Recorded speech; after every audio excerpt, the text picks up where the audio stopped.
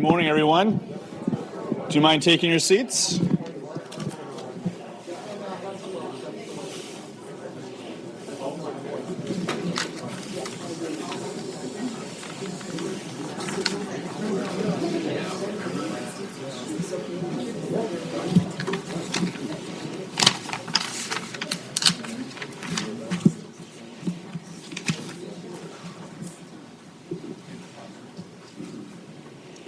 So good morning to everyone in the audience and to those watching online as this event is being streamed. Welcome to our event commemorating the 40th anniversary of the Hatch-Waxman Act. My name is Ben Harris. I'm the Vice President and Director of Economic Studies here at the Brookings Institution. So today's event is obviously a very important event. We'll reflect on 4 decades of the Act's influence on the pharmaceutical landscape. This landmark legislation, I think as everyone in the audience knows, has shaped the modern generic drug industry through a profound impact on patent prices and pharmaceutical R&D strategies, in the process generating trillions of dollars in savings for consumers, taxpayers, and premium payers.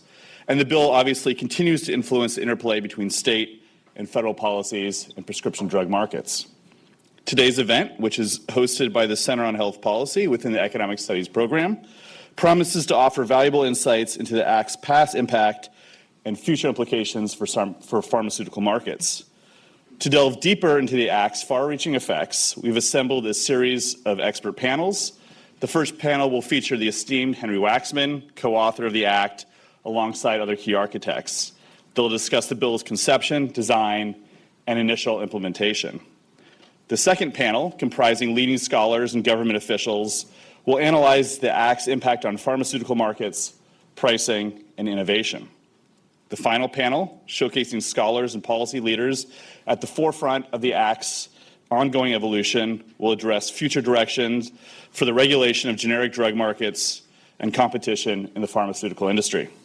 So we're excited to begin this enlightening discussion, and please join me in welcoming our panelists to the stage. Thank you.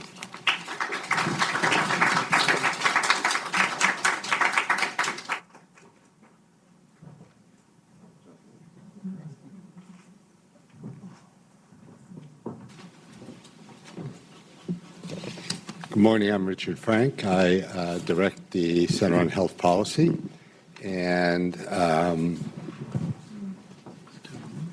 sure thing. The first panel is really talking about the origins of the Act, and it is being facilitated by Bill Schultz.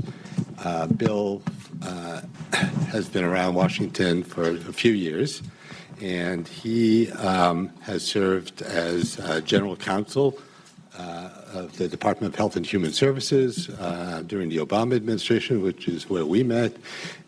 He goes back a long way with Congressman Waxman, serving as a counsel to the congressman years ago in Energy and Commerce.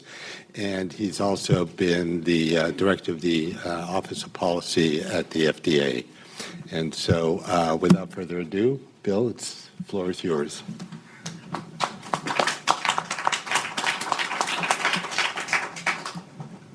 Thank you, Richard. And it's terrific you're doing this program. None of us can believe it's been 40 years since Hatch-Waxman passed. The key moment of my career was when I replaced Bill Corr as counsel to Henry Waxman on the Subcommittee on Health and the Environment. And it was a seamless transition. The mailbox said Bill, and we didn't have to even change the name. But I also want to mention, before that, I was a public interest lawyer at Public Citizen Litigation Group, and I was sort of the consumer representative in the negotiations over Hatch-Waxman. So I got to watch close up Bill and Steve and Congressman Waxman and Senator Hatch accomplish this enormous feat. So our panel is Henry Waxman, Congressman Henry Waxman, whom all of you know. He was a member of Congress for 40 years. He was chair of the House Oversight Committee and then also the House Commerce Committee. But in 1984, he was chairman of the House Subcommittee on Health and the Environment.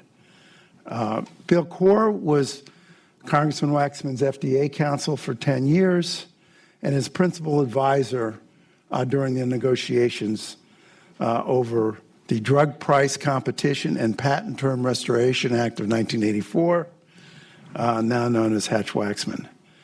During the Obama administration, he was Deputy Secretary of HHS. And Steve Grossman was FDA counsel for the Senate Labor and Human Resources Committee for 6 years and was one of Senator Hatch's principal advisors during the negotiations over Hatch-Waxman. During the Reagan administration, he was Deputy Assistant Secretary for Health at HHS. Now, I want to just give a little bit of background. This is obviously a tremendously important statute, and it was known it was going to be important if it could be enacted in 1984. It was projected in that year that the bill would save $1 billion in drug costs over 10 years. Well, the figures look a little different today. According to the Generic Drug Trade Association, in 2022, Hatch-Waxman saved $408 billion in drug costs and saved $2.9 trillion over the previous 10 years. Prior to Hatch-Waxman, FDA had no legal basis for approving generic versions of drugs approved after 1962. Oddly, it could approve generic versions of pre-62 drugs, but for post-62 drugs, there was no authority. And by the early 1980s, the patents on those drugs were expiring. So you had a situation where the FDA policy effectively extended the patents for an indefinite period of time because it was so expensive to do the full clinical studies that would be required to get a copy of the drug approved. And so there was a desperate need for a process for approving generic drugs for post-62 drugs, namely a shortened version of a new drug application, which became known as an abbreviated new drug application, or an ANDA. So let me start with Bill Corr, and I want to ask you to tell us what the landscape looked like in terms of the barriers to creating a vibrant generic drug market. Bill, there were a few other issues that were occurring at the time. You mentioned the first, that there was no legal authority for FDA to approve post-1962 generic drugs without requiring a full set of clinical studies. But there's some other issues just to remind everyone of. Remember anti-substitution laws of the 70s and early 80s, where physicians couldn't substitute, where pharmacists were prohibited from substituting generic drugs when physicians prescribed others. Also, remember that many states banned advertising of drug prices until 1976, when the Supreme Court said they couldn't do that any longer. So generics were smaller companies. There were major issues they had to deal with where the laws just weren't friendly. And what we tried to do as we started to work on this was to figure out how do you protect an industry and allow it to grow. But that's part of the story that we'll talk about as we go along here today. Thank you. And so now let me turn to Stephen Grossman, who was Senator Hatch's FDA counsel, and ask you about the barriers at that time to pharmaceutical innovation. Thank you. Can I be heard? Okay. I think one of the things is that this story is mostly told as David beat Goliath. And that's a legitimate way to tell the story, but it ignores the fact that the Goliath really needed this situation for the industry. even then was seen as dire, although not everybody got it, and that you'll hear a lot more about as we talk. So in knowing that Bill was going to do the 4 barriers to a generic industry, I thought I would do my 4 barriers to a innovation in the pharmaceutical industry. And the place to start is the question that doesn't ever get asked anymore, which is why were drugs not included in Medicare in 1965? And the answer is because drugs didn't matter. They were not all that good, and they didn't do a lot. And we now see pharmaceutical care as the heart of treating people. Not so then. So that's the first thing. That was still true in the early 1980s. And part of the story is it was starting to change, which is good. So the 1970s was a dreadful time for the pharmaceutical industry. There were few breakthroughs. They had no generic competition, but for medicines that didn't do very much. So yes, monopolies are good and profitable in the right circumstance, but it doesn't mean that there can't be something better. And I think, as I say, that not whole industry, but many parts of the industry understood that. The third aspect of it was innovation was starting. You had Feldene, which was Pfizer's arthritis drug, which was really, as far as I can tell, I'm not a doctor, was the first drug that made any difference in the lives of millions of arthritics. You have human growth hormone. You start to just begin to see the beginning of biotechnology. And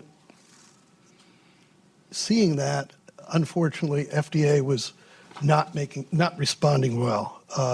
They were incredibly slow, or overly cautious. FDA still operated in the shadow of Francis Kelsey, and wasn't overly keen about approving anything. So into that, companies were seeing, oh, we're finally getting some drugs that matter, and which we really believe in a way I think we didn't about the others. And the FDA delays are killing us. If you've got an ex-patent life and, half of it is spent trying to convince FDA to say sort of yes, and that was about what it amounted to. So yes, this is a story of David and Goliath, but let's imagine here as well that Goliath really needed this to work out the right way as well. Thank you. I wonder who was David and who was Goliath. So the landscape is ripe for congressional legislation.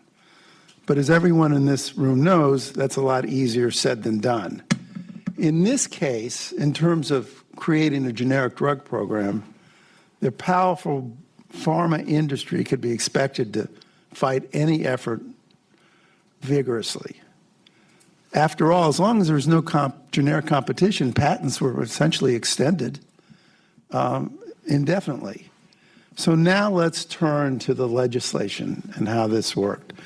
The key players, Congressman Henry Waxman, and in the Senate, Senator Orrin Hatch. The outside players were the PMA, the Pharmaceutical Manufacturers Association, led by Louis Engman, who had formerly been the youngest chairman of the Federal Trade Commission, and he was now chair of the Trade Association. Pfizer ends up being key, and they were represented by Peter Hutt, who was a former FDA chief counsel, very prominent FDA lawyer from Covington and Burling. And the reason Pfizer was key is this arthritis drug they had, which was a very big selling drug. The patent on that drug was about to expire, and it would have been a very short patent life.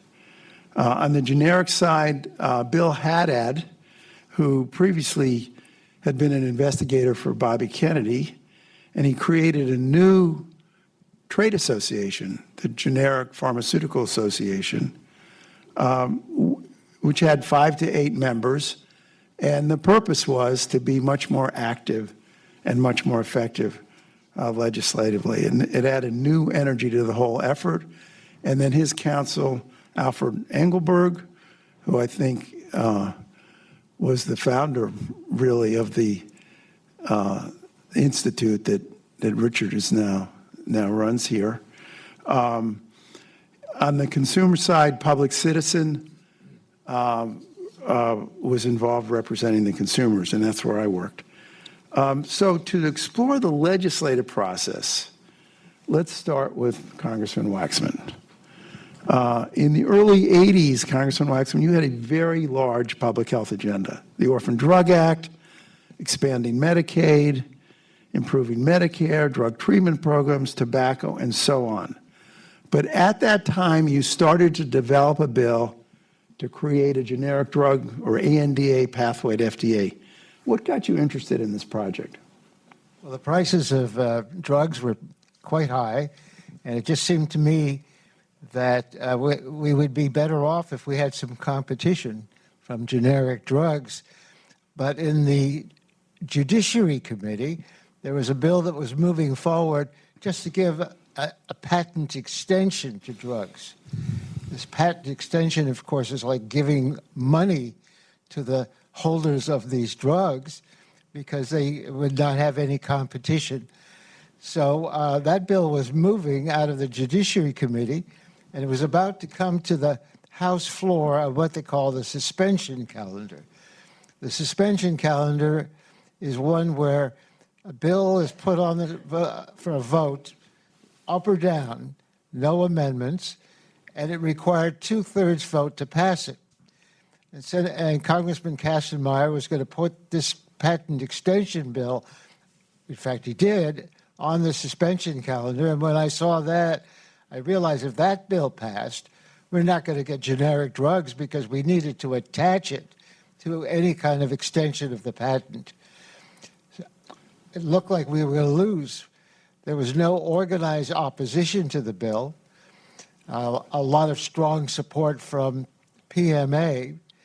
And I talked to this young congressman who was on my committee, who was a very active, eager person to do something. And I said, look, this bill is going to pass. Why don't we see what we can do to get the 1/3 plus 1 to stop it on the suspension calendar? So Al Gore and I went to Democrats one by one on the House floor, and we were able to stop the bill from passing on the suspension calendar. Now, this was late in the session. I think it was around September. And if a bill fails on the suspension calendar, they have to go and get a rule. Well, the chairman of the Rules Committee at the time was Richard Bowling from Missouri. And he and I did not have a particularly good relationship. But Al Gore and he had a pretty good one because they had a lot in common. They were both liberal Democrats from southern states. And Al Gore said, I'll go talk to him. And he talked to him and said, whatever you do, don't give this bill a rule. We're going to be out of session. We could start fresh when the next Congress comes in. And that's what happened. We prevailed by 2 votes, defeating it on suspension. And as a consequence, the session ended and nothing had passed. Okay, so let me back up and go to Steve Grossman and get you to talk about what was going on in the Senate, really even before the vote, but in terms of what was Senator Hatch's role in the act, what got him interested in the patent term extension, what got him interested in the generic drug legislation. Thank you. I think the way to start is it was a very different time. And that'll be a theme that comes back again and again. I don't think some of the people negotiating important legislation now are going to be on a podium 40 years later smiling at each other. So Senator Hatch was elected in 1976. He was a part of a new breed of conservatives who felt they could change the world, and the 1980 election swept 12 new Republican senators into the Senate. So suddenly I went from being minority counsel that didn't get to say very much to being majority counsel. It happened very quick. That's a good deal. Yeah. So, but changing the world was very much on Senator Hatch's mind. Can you hold the mic a little closer? Okay, I'm sorry. Changing the world was always on Senator Hatch's mind because that was the time. That was the mandate he felt he was given. At the same time, and here's the main difference from today, he never doubted that getting any change done included Ted Kennedy and Henry Waxman. And so, people ask, well, what'd you do when you worked for Senator Hatch? And the answer is I mostly spent time negotiating with Bill. So industry came to him. They were in bad straits. And again, I keep emphasizing it's not that the entire industry appreciated that. There were a lot of people with no vision and just a few who did. And he was happy to be their advocate. He believed in drugs and the benefits of drugs.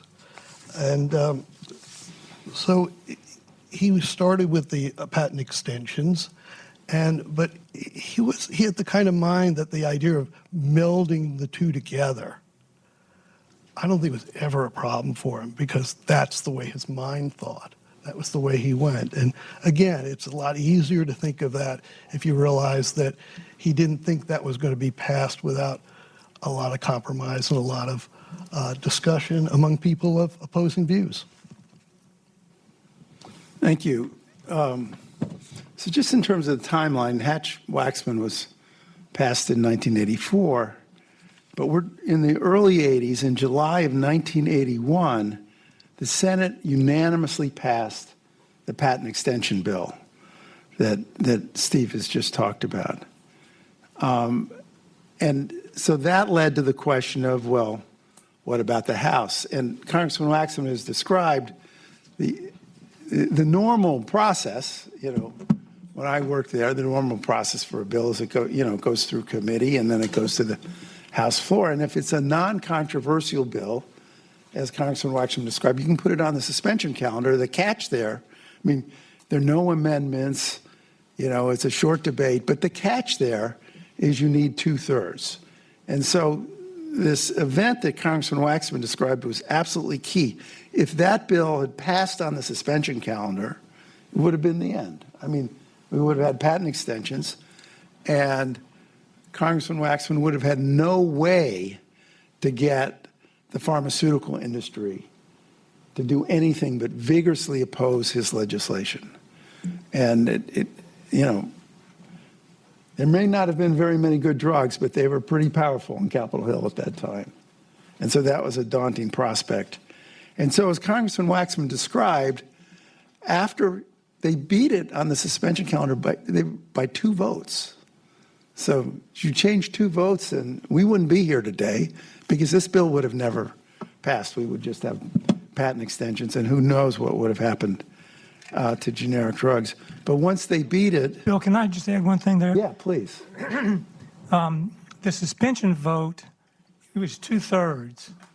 So imagine that at the time, we were 2 votes short of 2/3 wanting to give the industry patent extension without the generic drug approval system being fixed. And so it was daunting at that time as we thought about, how can we possibly get the right kind of bill on the floor?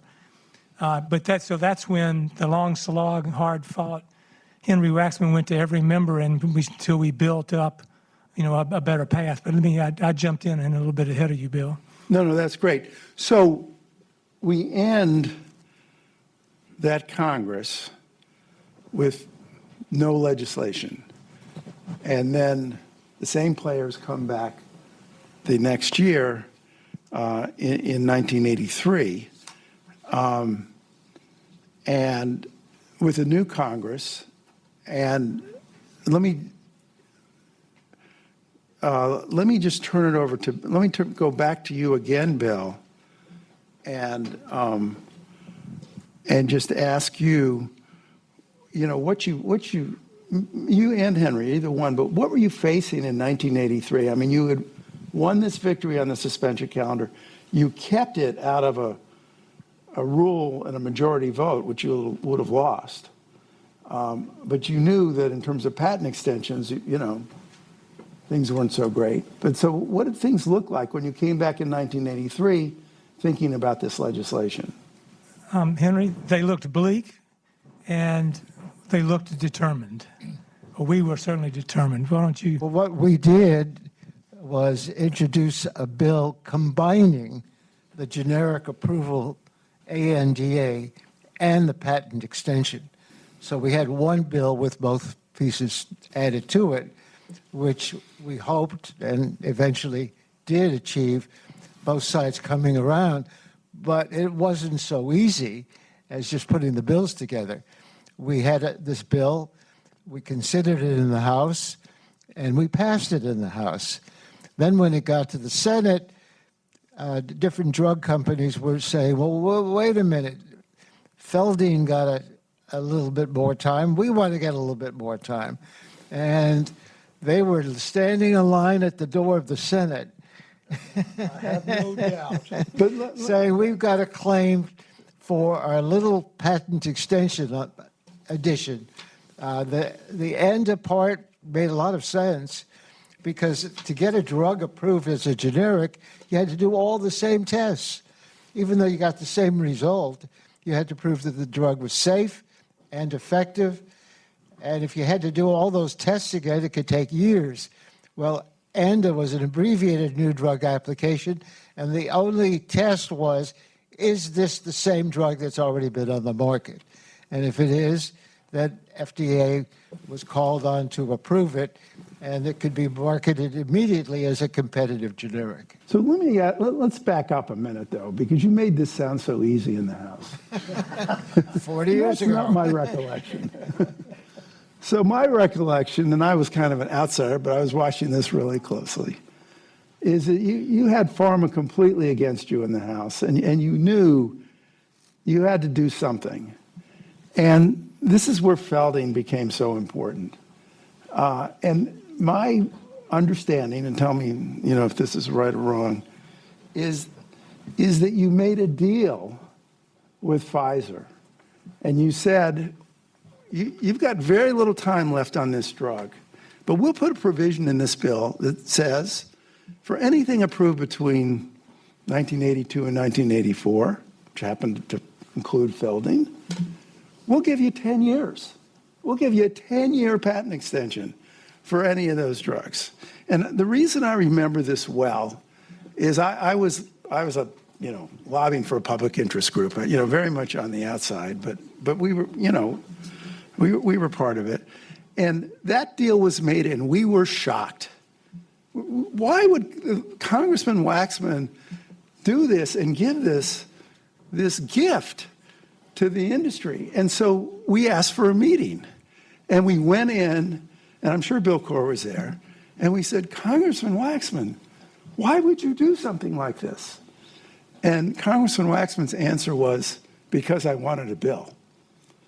And that's my memory. And so this was a huge kind of legislative maneuver to split the pharma industry and start to get some momentum. I don't know if either of you want to comment on this or tell me my memory's wrong. But it comports with mine as well, Bill. There's someone else here in the room, Al Engelberg, who we should bring into this, because during this period of time when Henry said we've got to stop the PMA from moving forward with just the patent extension stuff, we've got to make the case for we need a generic drug approval system that works. And we spent endless hours, talking with PMA people, talking with people supporting the generic industry. And Al Engelberg, of course, as a patent lawyer, where are you, Al? There you go. We spent endless hours, it seems like, in House Legislative Council working on every aspect of it, because it was quite a complex bill just to draft. And it's easy now sitting here to say, oh, well, we met, a couple hours a day for weeks online. But anyway, that was, I think, one of the most important things was that we had to put together a generic approval system that would work. And those of us knew nothing about how to, none of us did really. And Al helped us figure out what is it that generics need in the way of protection to be able to get through the system and with confidence that they're safe and effective. Yeah, Bill, you're absolutely right. Al played an essential role in advising us because he knew all the details of the law and what the legislation could mean. So you were an honorary member of Congress. You may not want that title, but you were an honorary member of Congress. And in designing the details of the legislation, I did make it sound easy with the ANDA, but we created a process where drugs that weren't interchangeable could rely on the brand clinical studies, and this was Section 505(b)(2) of the statute. These drugs could be approved only after patents had expired or be declared invalid. So there was a complicated process for resolving patent disputes. And we had an 180-day exclusivity for the first generic. I think that was your idea, but I'm not sure. And that was a way for challenging a patent to create an additional incentive for generics to get on the market. So this is where we were when we were working on the legislation. And we were doing it in the House before it ever got to the Senate. It isn't that we passed a generic provision and then the House passed the other. We combined them and sent to the Senate a bill that had all the essential pieces combined. So just in terms of the picture of the legislative drafting, David Mead was legislative counsel. So he had a whole staff, but he also did FDA drafting, and he sat at the head of the table, and he was a very kind of stern person. And then you had the counsel for the Republican and the Democrats, and then kind of on the side you had, representative of PMA, consumer groups, generics. But the problem was the Energy and Commerce Committee was expert on FDA law and health law and so on, but patent law, that was written in the Judiciary Committee. That was not their jurisdiction. And this is what Bill's saying. This is why Al Engelberg, who was a patent lawyer, was so key. And so, Hatch-Waxman, it's not just a pathway for ANDAs and other kinds of generic drugs. It has a very unique system for resolving patent disputes. And the idea was to get them resolved early, but generics are delayed it was 18 months and then extended to 30 months while those patent disputes are going to be resolved. So there are lots of compromises, as always, involved in this bill, even before it got out of the House, because I think the effort was, they wanted a bill that had support not just of the generic industry and the consumer groups, but as much of the prescription drug industry as they could get. So Stephen, let me turn to you and talk about what this looked like from the Senate, we've talked mostly about generic drugs, but tell us about patent extensions and how that worked as well. Well, I'm hoping and assuming that everybody knows much of the details, the 5-year extension for patent time loss, the maximum 14 years. And, of course, there were the secret windows in so that Feldine got something that was important because that's how you made allies. And that was the congressman's brilliance in knowing how to do that so that when it came over to the Senate, as I said, Senator Hatch was amenable to this, but I'm pretty sure, I don't have a specific memory, I'm sure he fought it for a little while. And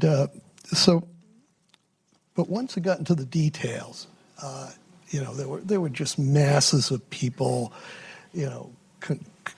getting together, dispersing, getting back together again, floating people in and out. And what I remember is that at a certain point, Senator Hatch decided that he was done with the dissenters. And basically, and I hope you can imagine this, he respected Congressman Waxman, and he was amused by Bill Haddad, who was the chief person on behalf of the generics. I think he probably, I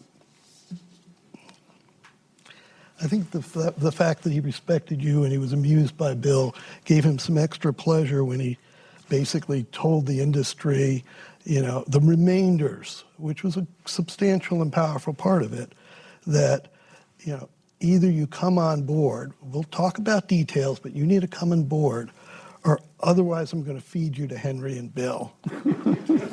And Bill Haddad, yeah. Well, there's so many Bills in this, but yes.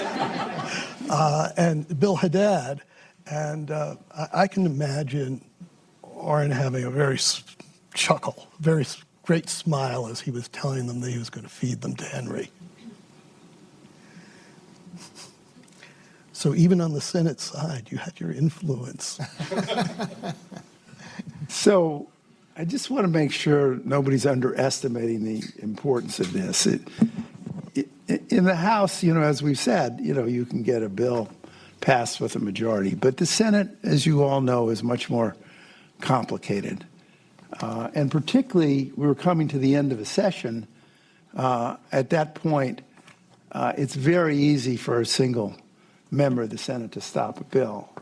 And so, Senator, in order to get this bill passed, you really needed to get the pharmaceutical industry not vigorously opposing it. And they obviously really cared about Senator Hatch. He was their guy, right? And so when he said to them, look, if you don't go along with this, I'm not with you, I'm sure that sent chills down a lot of spines. And there were a lot of hard conversations because I guess they weren't so sure they were getting a good deal. Oh, I don't think they thought they were either. It's, one of the things that we all can be proud of who are up here is the combination of the Orphan Drug Act and Hatch-Waxman transformed the industry. And, now they may have less than 10% of the market, but we all have these innovations that have made difference in our lives. And so, there was a broad lack of foresight that we were combating at all times. And in some ways, that's why the critical moment was probably one that amused Senator Hatch more than it was anything else, the idea that he was going to tell these folks that he was going to feed them to Henry, if they didn't get on board. I mean, that was an important moment. Were you wanting me to talk about Howard Metzenbaum? Is that at this point? Yeah, let's just wait 1 minute, though. The other thing I just want to emphasize is the amount of negotiation that went into this and the amount of give, really on both sides. So the negotiation, and it was in the House, that really got the bill that then Senator Hatch presented to Pharma and said, take it or I'm not with you. The end of that negotiation, included things in the current law, like patent listing, the fact that the brand companies, when they file a new drug application, have to list all their patents so everybody can see them. The concept of an artificial act of infringement, typically under patent law, you can't really litigate a patent until the competitor, the generic in this case, actually markets the drug and then is sued, and there are big damages if you lose. But this act, very innovative, created an artificial act of infringement, so this could be litigated early and resolved early on. and there's a process where the generic has to certify, is it going to agree to wait on the patent, or does it want to challenge the patent? And if it wants to challenge the patent, then there was this 30-month stay that I mentioned. And I think importantly, and I don't know if these were seen as so important at the time, but the brand industry got a 5-year exclusivity for drugs, even if they didn't have a patent. If they got a new chemical in a drug that was unpatented, they had 5 years of exclusivity. And for new uses or new formulations, they got 3 years. So that was the beginning of exclusivities, which have, there are now more and more of them. But I just say this to say, in any piece of legislation, and certainly in this piece of legislation, there were sort of a lot of compromises, and you kind of have to figure out, like, what is going to be enough, both for the industry but also for Senator Hatch, because they had to sell it to him. Congressman Waxman, do you want to add anything? And now we'll get to the Senate. Oh, well, I do want you to get to the Senate. We finally had reached agreement on all the terms. We've made all these compromises. Some of the compromises turned out to be disappointing in their effect later. It was difficult to ever change some of those points, but we did on occasion do so. But we got to that final moment where we had to reach an agreement, and that two people then showed up, Howard Metzenbaum and our leader, Bill Schultz. And they said, well, we don't know if we like this drug. It's too left. It's too upsetting. And they were talking about Senator Metzenbaum using the filibuster to stop it. Senator Kennedy pleaded with him. Senator Hatch pleaded with him. I pleaded with him. And he finally relented. I think he voted no by voice, but on the conference agreement. But he was a holdout. I think you came before he did. but it was all the perils of Pauline. There was always something new, and we didn't expect Metzenbaum to show up at the end to be troublesome. Yeah, I have a sort of staff level perspective on this. Yeah, let's hear the perspective from the Senate side. I mean, again, context is everything.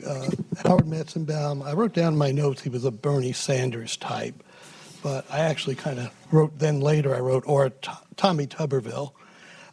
They just, at a point of principle, there just was no relenting, and it did not matter if 99 people whispered in your ear, he wasn't going to move. So while the high level, Kennedy, Hatch, Congressman Waxman were doing the high level work with Howard, we were working on the staff. And what I remember is that Roche's Valium was making about $360 million a year. And every day we would go and visit Metzenbaum's staff and point out to them that every day he sat on this bill, Roche was making another $1 million. And I don't know that that's what he relented over, but that was that was the propaganda we were working on.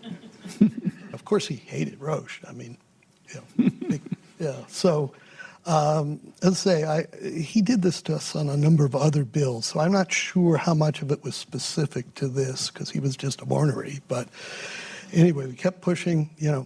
The end of Valium's patent, $1 million a day until we got movement.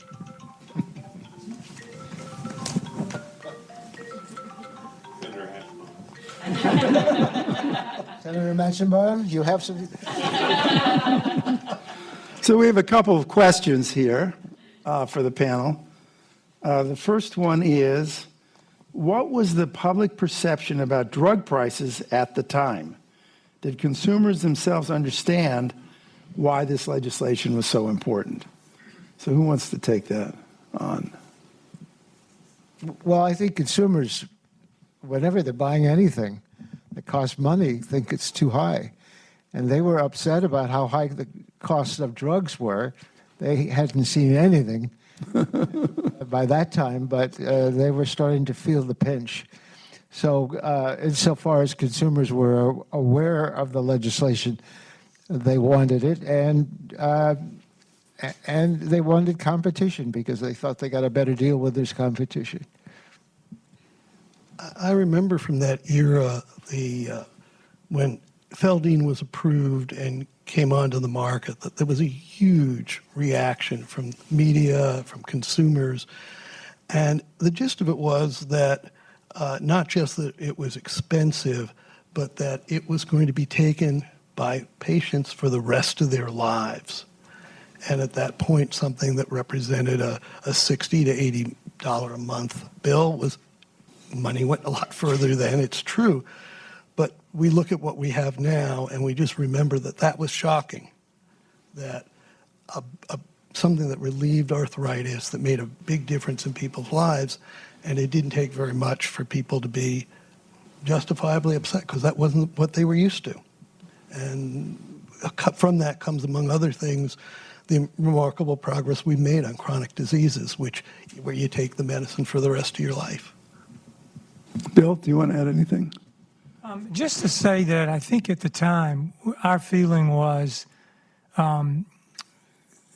drug prices were going to get out of control if the industry could extend their patents. The basic trade-off of patents and generic drugs is one that I think Henry and all of us sort of really bought into, that if we needed the patents to provide the incentives for the development of new drugs, but we also needed affordable drugs. And we were beginning to see higher prices coming.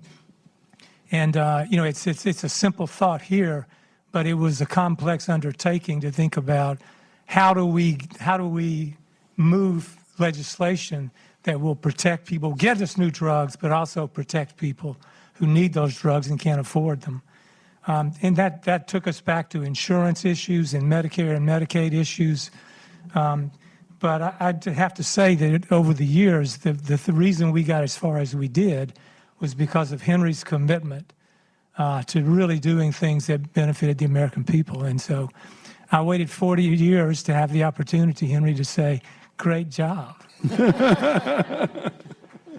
Actually, I told him that the day we won, so. Thank you. From the Senate side, let me add the same. You did a wonderful job. The Orphan Drug Act and this act transformed the world. I don't think any of us expected that the generic market would be more than 90% of the market. Of course, I don't think any of us imagined the first $1 million drug either. And I'm pretty sure none of us thought it would be litigated 40 years, kept being litigated for 40 years. And I also say thanks to Brookings for giving us the opportunity to reminisce and repeat 40 years in a few moments. And I would say from the consumer group side, I would thank Henry and Senator Hatch and Abstentia. We weren't as hard to get as pharma, I don't think. But what a tremendous accomplishment. And I hope that this discussion has given a sense that it wasn't so easy. It took great skill by members and staff. Bill, I could just add that in the back of the room, I have the slip law version of the original act, which is the first page and the last page. If you've ever noticed in a presidential signing ceremony, there are a dozen pens and a dozen different versions that are signed so that there are souvenirs. I have no idea whether I have Senator Hatch's or whether somehow I was blessed by being sent one. But if, to the extent this is a sacred event, I brought a relic.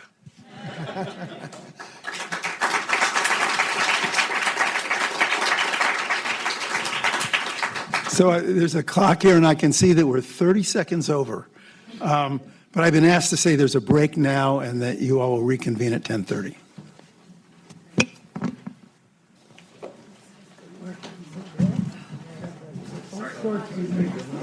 I never say otherwise.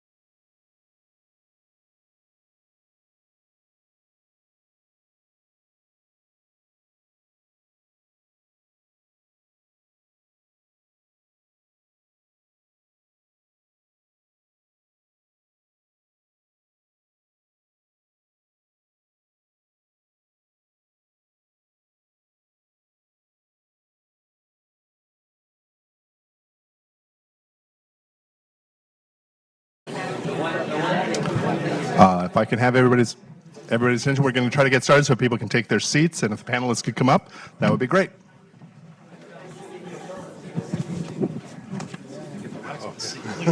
Yeah. I get the Waxman angle. Yeah. Let me show the prime location.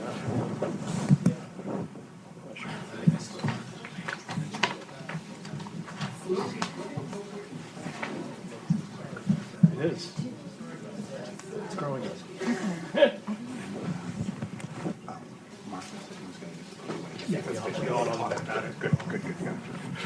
On the same page. Okay, yeah. Is that right? Sure.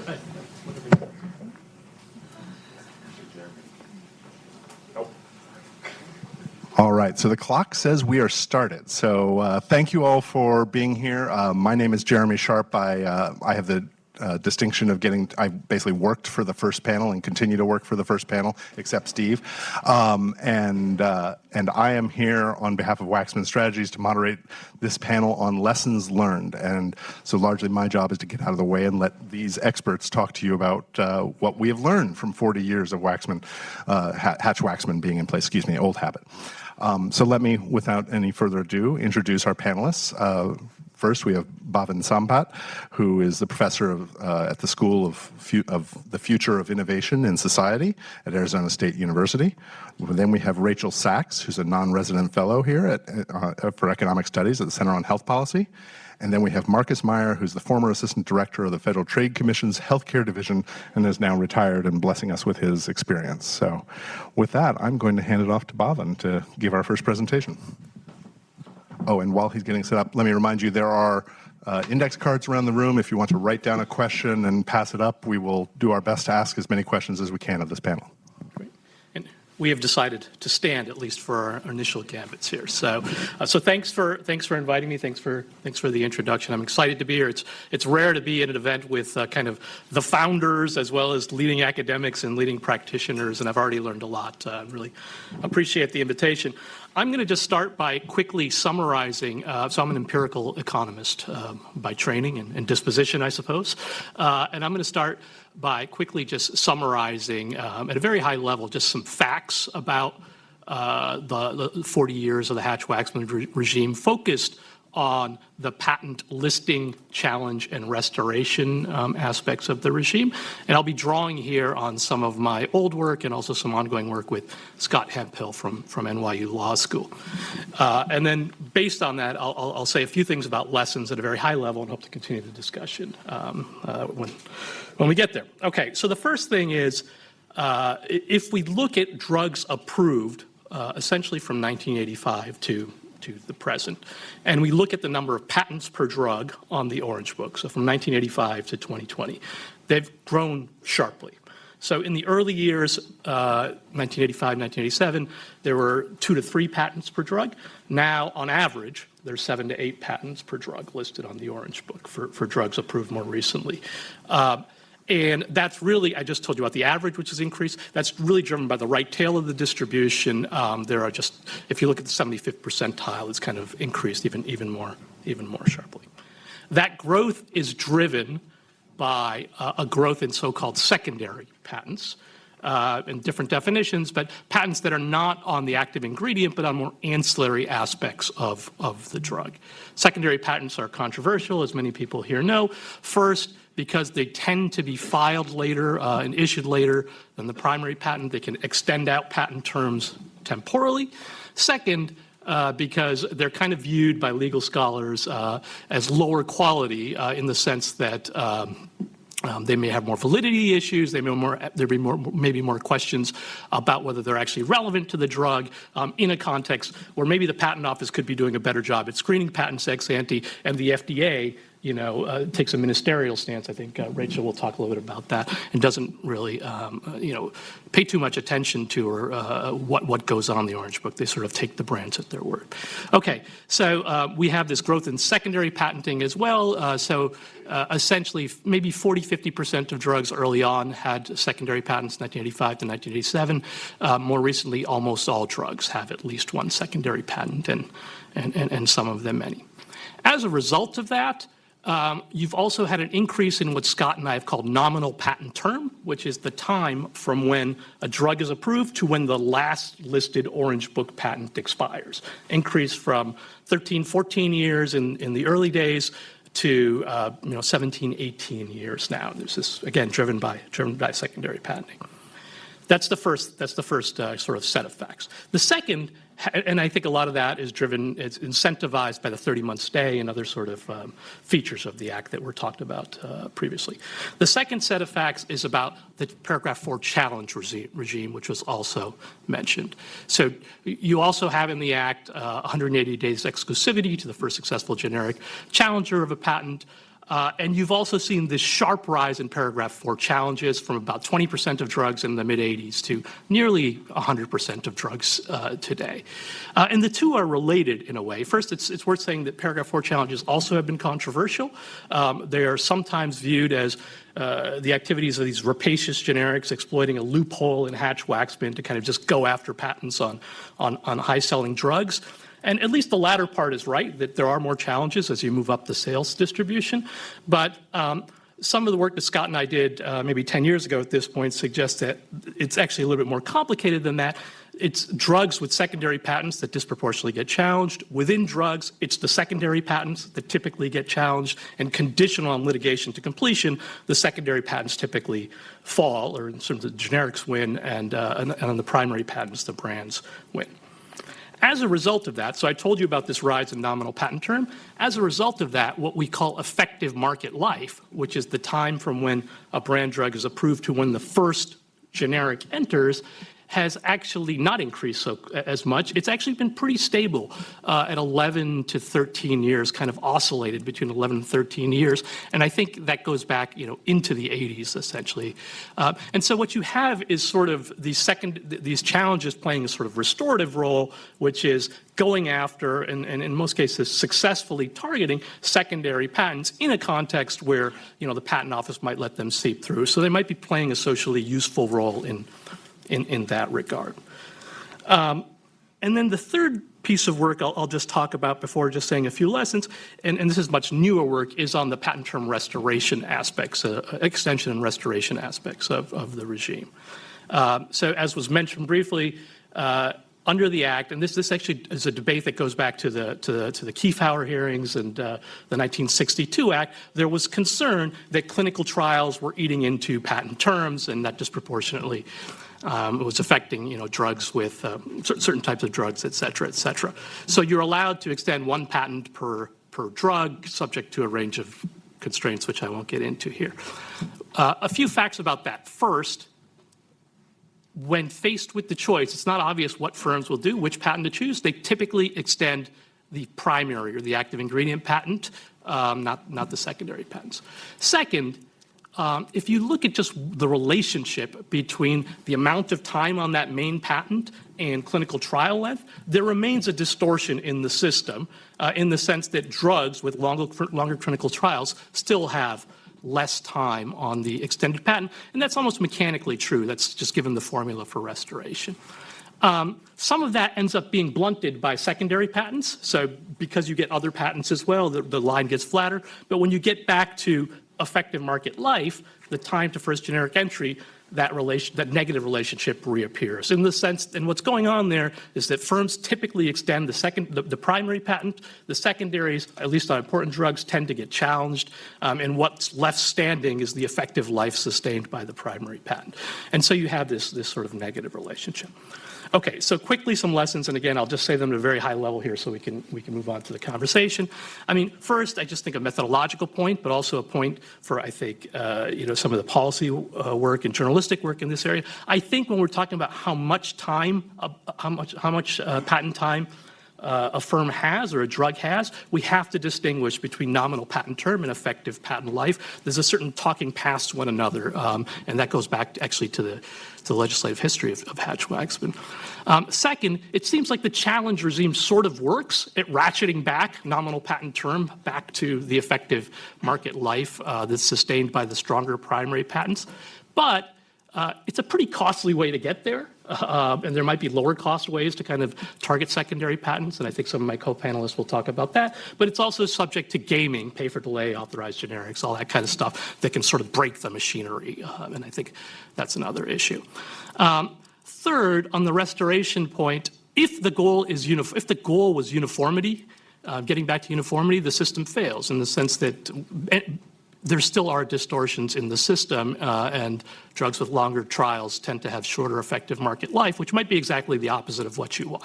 But I think the main lesson for me there, first, I'm not sure that uniformity should be the right policy goal, but might be thinking more about using exclusivities modeled on the Hatch-Waxman NCE exclusivity to kind of tailor the amount of exclusivity a firm gets, not just to time in development, but also measures of social value, which the current system really doesn't do. So why don't I leave it there and turn the floor over to Rachel.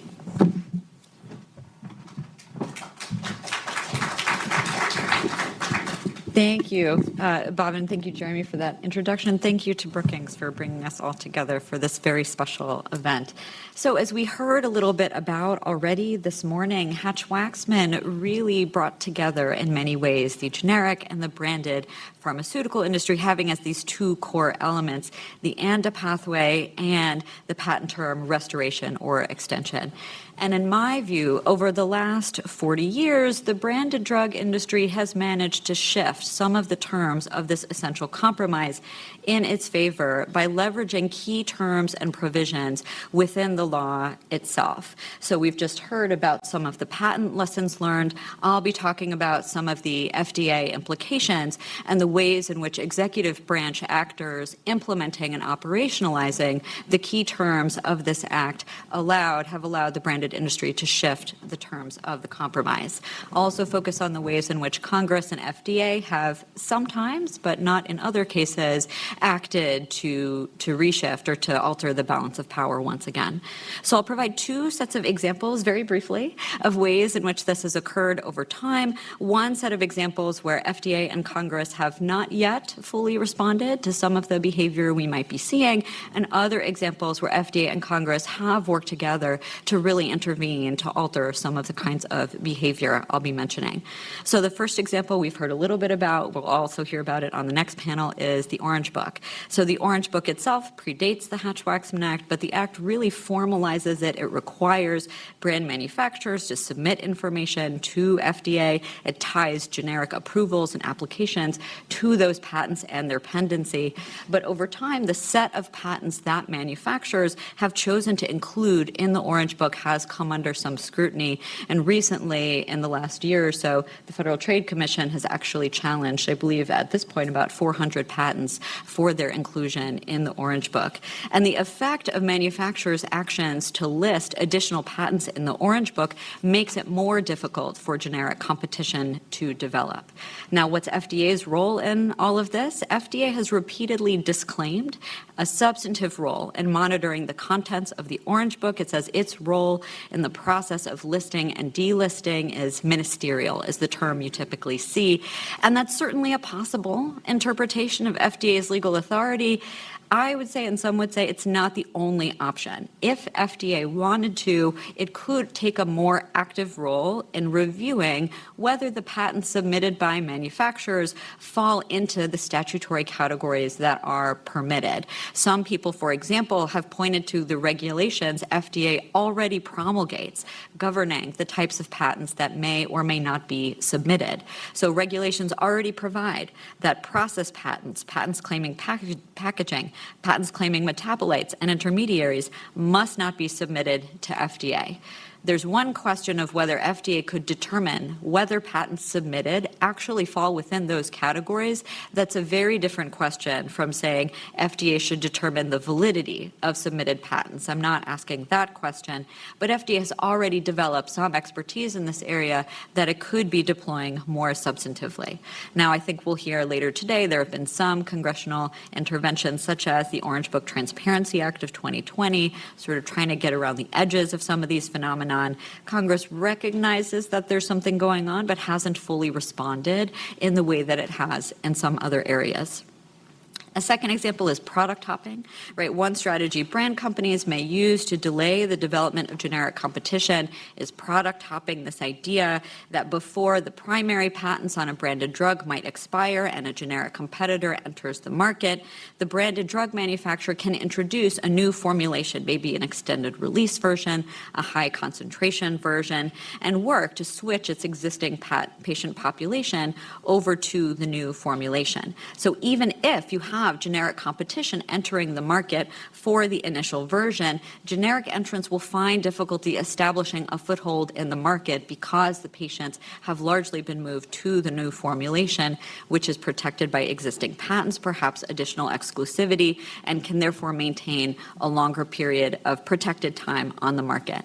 Now, some scholars have looked to antitrust law as having the potential to address this conduct, and that does seem to have been effective in the case of something called the hard switch, where the manufacturer not just introduces the new formulation, but pulls the old one from the market.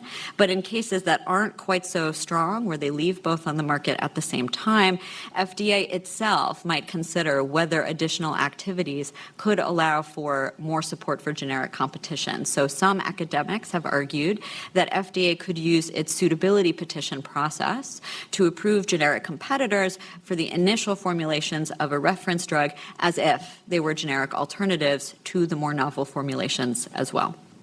In other areas, Congress and FDA have worked together to respond to efforts by branded companies to extend monopoly periods.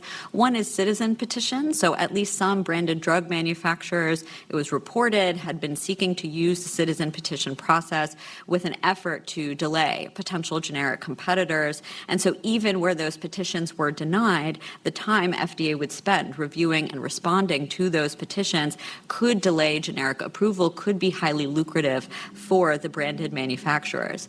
And in the 2007 user fee package, in subsequent FDA reports on the topic, Congress and FDA have responded to these various efforts, and it seems like there's been a decrease in that activity over time. It's maybe ongoing at a lower level, but definitely there has been a response. A second area in which there's been a response is the CREATES Act of 2019. There was a refusal by some branded companies to provide samples to generic firms that they needed to demonstrate bioequivalence. It took a few years to pass, but the CREATES Act did include provisions to allow generic manufacturers to ensure that they can get the necessary samples they need to go through the ANDA process. So we can take a step back and think about whether it's possible to draw lessons from these different situations, some where Congress and FDA have responded and some in which they have not. So can the citizen petition, the sample provision examples, can they serve as templates for thinking about lessons learned and responding to maybe the Orange Book and product hopping situation? So I'll offer sort of three brief points in response. One is that the process of legislation is a difficult one, and it's an iterative one. So many of the post-Hatch-Waxman developments could not reasonably have been foreseen at the time the law was passed. And here I'm specifically thinking about advances in science and technology, right? So I haven't even mentioned complex generics, combination products, where there's a whole range of additional scientific and technological issues that relate to disrupting the paradigm, right? This is not an issue that's unique to the Hatch-Waxman Act, but it may be heightened in the case of legislation and regulation that specifically implicates issues of scientific innovation, as we have in the healthcare context and especially in the pharmaceutical context. A second point is that, especially with the User Fee Act process, there are these built-in legislative vehicles that allow for some of this legislation and policymaking over time. So the UFA process, it developed after the Hatch-Waxman Act, but it has served as a vehicle for some of these small and moderate changes over time to the ways in which these various pathways are implemented. Perhaps more importantly, and I would defer to members of Congress or agency officials on whether this is the case, but from the outside, it seems like the process itself also creates the conditions for agency officials to work with members of Congress to build relationships that they would need to surface these issues, to discuss them, to identify solutions, and plan ways forward on issues that matter to the agency's work. There are, of course, other legislative vehicles outside the UFA process, right? The CREATES Act passes as part of an appropriations package, but the UFA process itself might be relevant as we think about ways forward and options for intervention at the legislative stage. And then third and finally, In both the citizen petition and the sample provision examples, FDA worked with Congress to take action in response to those activities. But FDA could, in my view, right, if it chose to do more with its existing delegated statutory authority, right? I'm a law professor. I'm very conscious of the ways in which the Supreme Court, and including, both Loper Bright and Corner Post from this past term, is functioning to take power for the courts away from executive agencies and Congress in ways that might make this task harder. But a number of the statutes that are given to FDA's operationalization and implementation, they have indicia of what Chief Justice Roberts referred to as respect, right, for the agency. They use key terms in terms of thinking about the agency engaging in substantive rulemaking, the agency having procedural rulemaking authority in order to implement these various statutory provisions. And FDA acting on its own may be more nimble, may be more able to identify and respond to some of these emerging concerns than can Congress. And here, where we're thinking about what is the balance of the Hatch-Waxman Act and what's at stake, FDA and Congress really do have more room to exert their authorities. Marcus.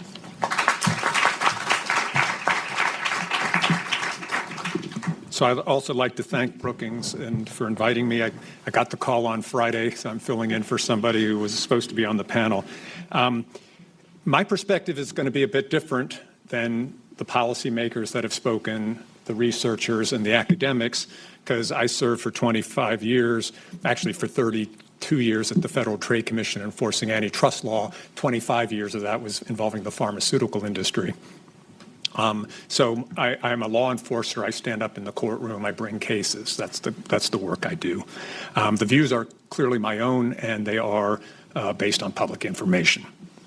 So my overview, very, very quickly, I'm going to be rushing through this. I'm going to give you a quick primer on the antitrust laws.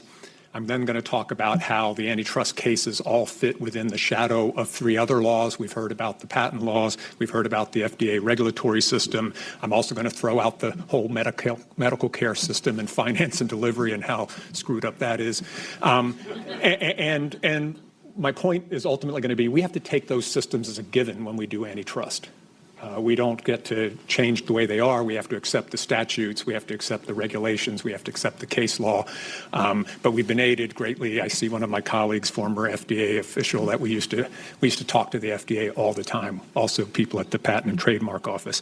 The third thing I'm going to do is identify some of the cases that we actually did at the FTC, and it's been very helpful because a number of these things have already been mentioned by others. And then I'm going to briefly at the end try to share my 3 lessons learned. So, antitrust law, okay, what the hell is that? Basically, here's the trick. It requires, and this is a bit of a simplification, but it requires that you prove that there is conduct that unreasonably restrains competition, because there are reasonable restraints on competition, like a joint venture could be a reasonable, they could have been competitors, but now they're working together instead. So it has to be an unreasonable restraint, and it has to be done by somebody or a group of actors, one or more actors who have significant market power or a monopoly. So it's not the act of monopoly that's illegal, but it's the act of monopolization. And it's not enough that what they do harms a competitor. That's simply not enough, okay? So there's my background. It's grounded in the belief that when we have competition, it leads to lower prices, better quality, more innovation. And it's not, and I had to explain this to people in Congress many, many times, it's not a broad mandate to impose our view of what competition should be. We have to be ready to prove cases in court. Now, I would ordinarily explain each of the 3 systems, the patent system, the regulatory system, and the healthcare system. Don't have to do that because it's been so ably done and given this audience's background anyway. But I do want to say just a little bit more about medical care. Antitrust law and economics assumes, base assumption, that consumers act in their own best interest. They make decisions for themselves and they act in their own best interest. The challenge with pharmaceuticals and healthcare and medical care is who's the consumer? I love the question earlier to the panel before. It was just assumed, I think, in the answers that I heard that the consumer is the person who swallows the pill. But in reality, in the medical care area, there's the medical professional who decides what pill you get. You don't even get to choose necessarily. You have to get a permission slip called a prescription. There's the patient who swallows the pill, could be the consumer. Or there's also the health plan or the payer, government or whatever, whoever else, that actually decides the formularies and what's on the list and what you can have and what a doctor can prescribe. And the argument that I would make is all three of these are potentially consumers. The consumer function is disaggregated among many different actors, and there's even more than I've just described. And each of them, making the thing really complex, the analysis really complex, has different interests and incentives. They're not all lined up. And we have to deal with that too as we are bringing forward a case. So I said that our cases are brought in the shadow of these three systems, just really at a very, very high level. The gaming of the patent system, a couple types of cases we've had in that area are sham litigation. That is to say, a company has a legitimate patent, no question. Branded company has a legitimate patent, no question. But it asserts that patent illegitimately in a lawsuit against the generic to avail itself of the 30-month stay, gets the 30-month stay, brings sham litigation. We had a case, and we took it up in Philadelphia and won that, and won in the Third Circuit on this theory that it's illegal to engage in sham litigation. I've already heard some mention, and most of you are probably familiar, have heard about pay for delay, or what's also called reverse payment settlements. I personally worked on that for 20 years. The basic concept behind that was we have a paragraph 4 filing that we've heard about where the generic company says to the FDA, says to the patent holder, I want to make a generic, and I do not infringe the brand's patent, either because their patent's invalid or because I've invented around it, around a secondary patent. I've invented around that. Starts a patent litigation between the two companies. About 30 months later, the two companies are looking at each other going, what the hell are we doing here? Fighting a suit. Why don't we settle? And they settle by the brand company paying the generic not to enter. The reason we call this a reverse payment is because, generally speaking, the putative infringer, the generic company, would pay the patent holder for a license to enter rather than the patent holder paying the putative infringer to stay out. And they do this by sharing the monopoly profits that the brand would make, not facing generic competition. Gaming the FDA regulatory system, we've looked at things like Orange Book listing abuse, we've looked at REMS abuse, we've looked at citizens petition abuse, we've looked at product hopping issues, and on all of those, I say we have a compendium of every case we ever brought in the FTC in the pharma space, and you can read a lot more about those there. This is the one from October 2023 when I was still the head of the office. I just went online this morning. They update this 2 or 3 times a year, and I'm no longer on it, but you can find it. But I did want to say one gaming of the regulatory system that wasn't mentioned, and that's because we so effectively, through working with Congress and the FDA, we so effectively got rid of it. There used to be a thing called multiple 30-month stays. Does anybody remember that? It was back when the FDA interpreted that every time you file another patent in the Orange Book, you get another 30-month stay. Not 30 months for a product, but 30 months for every patent. And so we have the famous picture on an FTC study done in 2004 of Paxil, the drug Paxil, where the 30-month stays add up to 62 months. And we were able to get Congress to fix that in the Medicare Modernization Act, and very reminiscent of the discussion in the first panel. Of course, the brand industry didn't want to agree with that, but this was part of the Medicare Modernization Act. Part D, they suddenly got tens of millions of additional paying customers, called the elderly, people like me soon, that I'll be qualified. And therefore, we were able to get them to get rid of that. Gaming the medical care system really quickly. One example is my favorite litigation I ever did shortly before I retired. We went up to New York City. Actually, it was during Omicron spiking in New York City against Pharma Bro Martin Shkreli.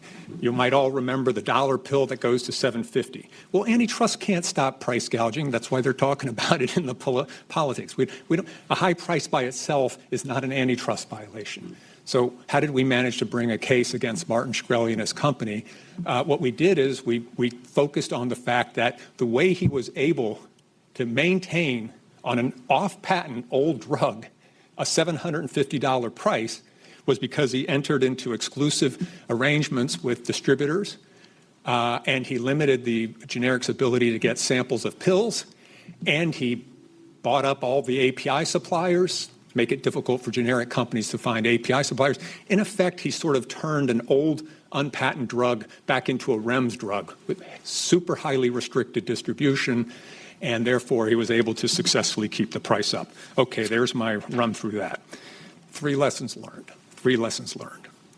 Number one, antitrust enforcement is at best a very second best solution to legislation and regulatory fixes.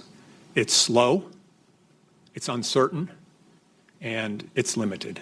And it's something that I constantly had to talk with my friends at the FDA about and constantly had to talk to people on the Hill. We don't have this broad mandate to just make everything better. We have to be ready to put cases together. Number 2, despite the gaming, as far as I can tell from where I sit, and I'm not a researcher and I'm not an academic, I think the Hatch-Waxman Act largely achieved the goals that it set out to do. The United States remains a world leader in pharmaceutical innovation, and U.S. consumers, whoever they are, enjoy some of the lowest generic prices among developed countries in the world. Indeed, we've heard the statistic that about 90% of all prescriptions in America are written for generics, and they only account for about 20% of the cost. Okay, so the other 10% and 80% are the branded drugs.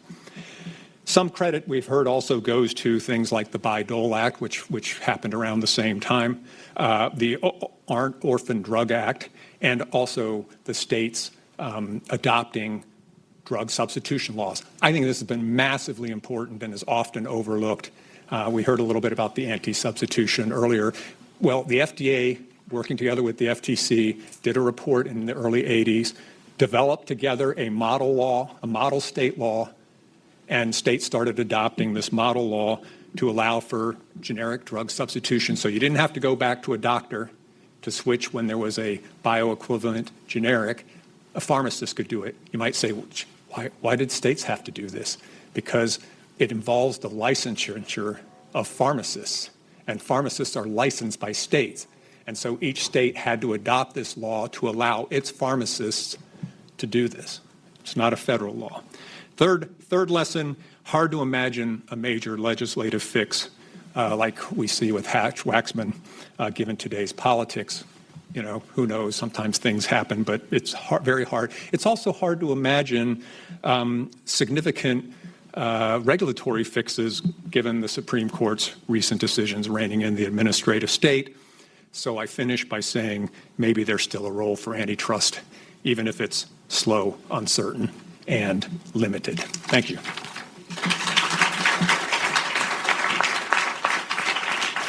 Well, thank you to our panelists. That was very helpful and informative. I want to start with a first question, which is perhaps a bit unfair, but you all have spent many years, and we've got 40 years of experience with Hatch-Waxman at this point. Now, at this time in the market and the system, what if each of you had to pick one changeable policy change, a legislative, regulatory, funding, something, what is the one thing you would tell policymakers needs to change to increase generic competition, to supplement what we know about Hatch-Waxman? And political feasibility does not need to be considered into this. This is pie in the sky.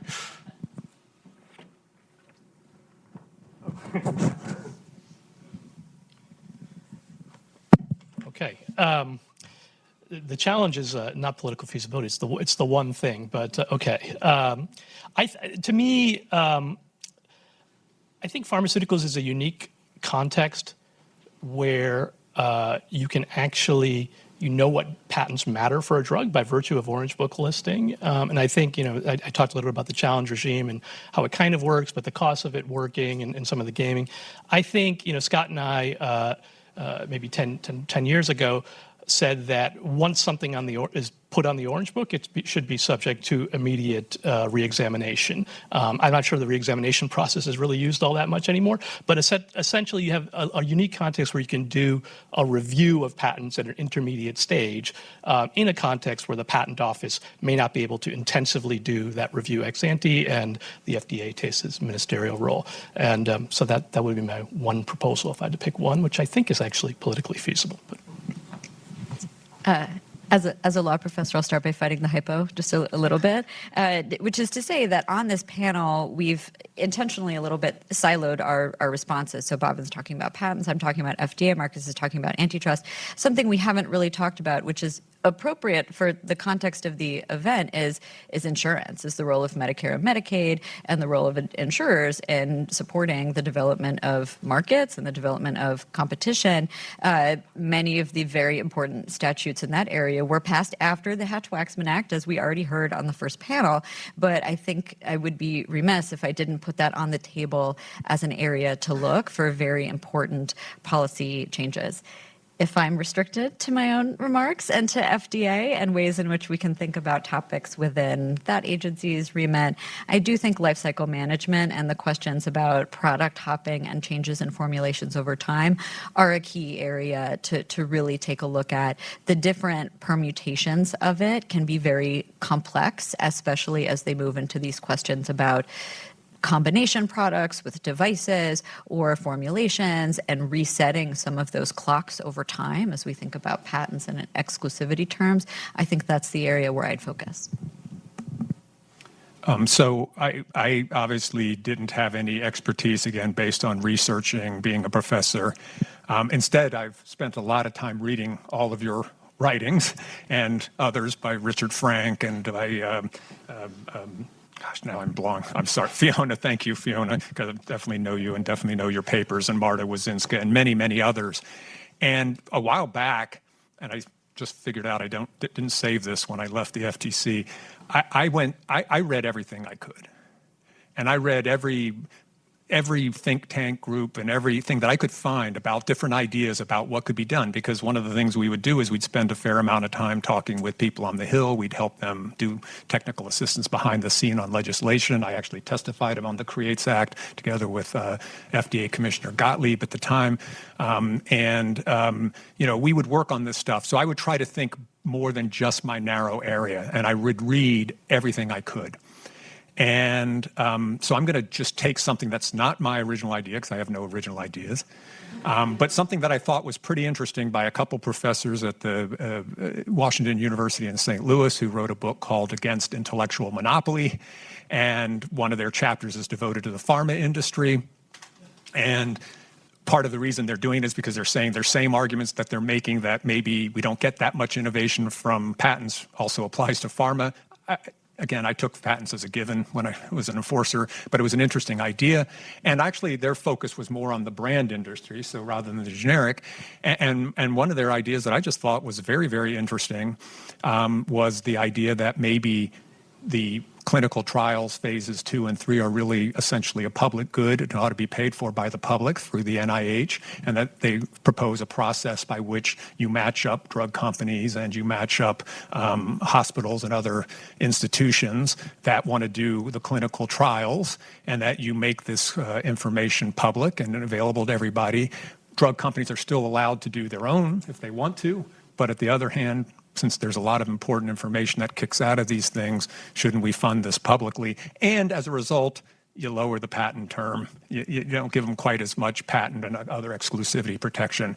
To me, given that 10% of our drugs are brand, 80% of the price is brand, to me, I think there's more potential gain there than some of this tweaking around the edges on the generic competition aspects.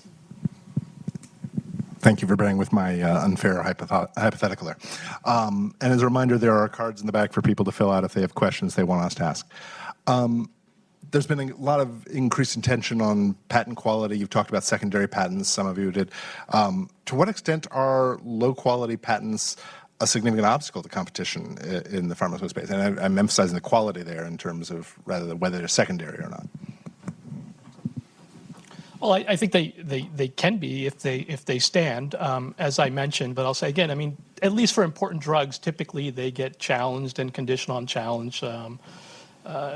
Generally, the generics prevail. I think settlements and all that can interfere with the process. But yeah, I think they are, if not challenged, they are a barrier to competition almost by definition, given the linkage system set up by Hatch-Waxman. I will say though, a lot of the impetus for restricting secondary patents, and I'm sort of in that space myself, it's driven by the need to bring down drug prices. I think we also have to be realistic about what patent quality type measures will actually do, patent quality type interventions will actually do. I've done some analysis, but if you look at just top selling drugs, take out biologics because that's a different regime. But if you look at top selling drugs in any recent year, what share of them are covered only by a secondary patent? It's maybe, 25%, but it's like 75%, depending on what year you look at, also have a primary patent. And so, patent quality will reduce the duration of exclusivity. But at the end of the day, I think a premise of Hatch-Waxman, and maybe the reason why we want to think about other policy interventions to support innovation, but also balance it with access, is that kind of high prices during the primary patent term are kind of allowed and okay. And that's, I think, a fundamental trade-off that's present in the current regime. And maybe just to add a little bit to that, the way in which all of these different legal and policy tools interact, right? We've just heard, how critical it is to think about patents when the question is how do we get some of these generic competitors on the market? And patents may be a core barrier limiting that kind of competition. But then we've also heard about, well, you also need to change the anti-substitution laws at the state level. And so there's this key role, right, for FDA and FTC, right? You just said that they played in setting out this model bill. And so all of these different steps in the process, this question of approval, it's necessary, but it's not sufficient to respond to some of these issues. And there are more complex federal and state interactions here.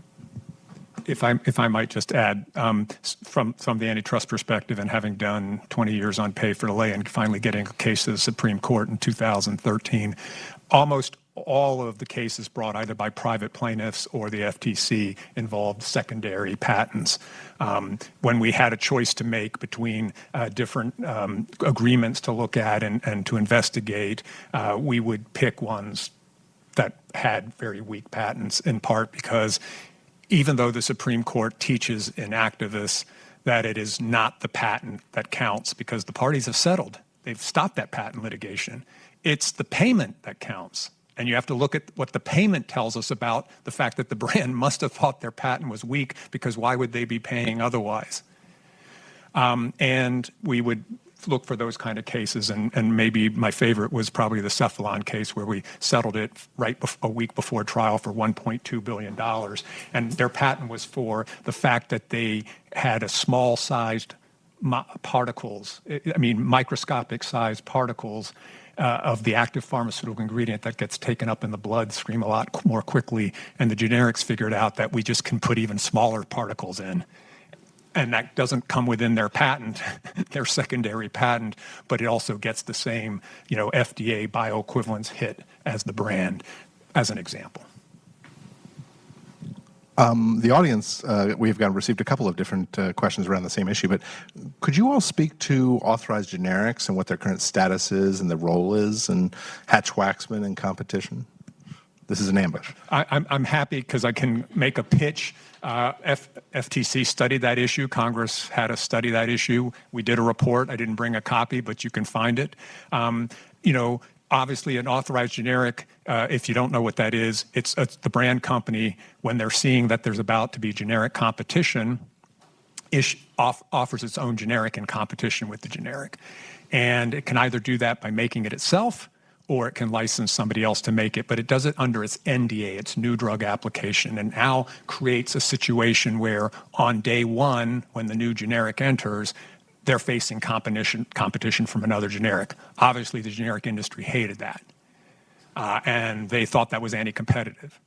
What we ultimately say in the report is we try to study the short-term effects and long-term effects. The theory was, in the long run, it's going to dissuade generics from trying to enter, because if they have to face competition all the time, it's going to make some uneconomical decisions if you face a brand. On the other hand, we know from studies like Richard Franks and others that 2 generics make the price even lower than 1 generic. And so we came out on balance. Again, we didn't make any final conclusions, but we found very little evidence that it had any long-term consequences. And in the short run, it was a good thing for consumers.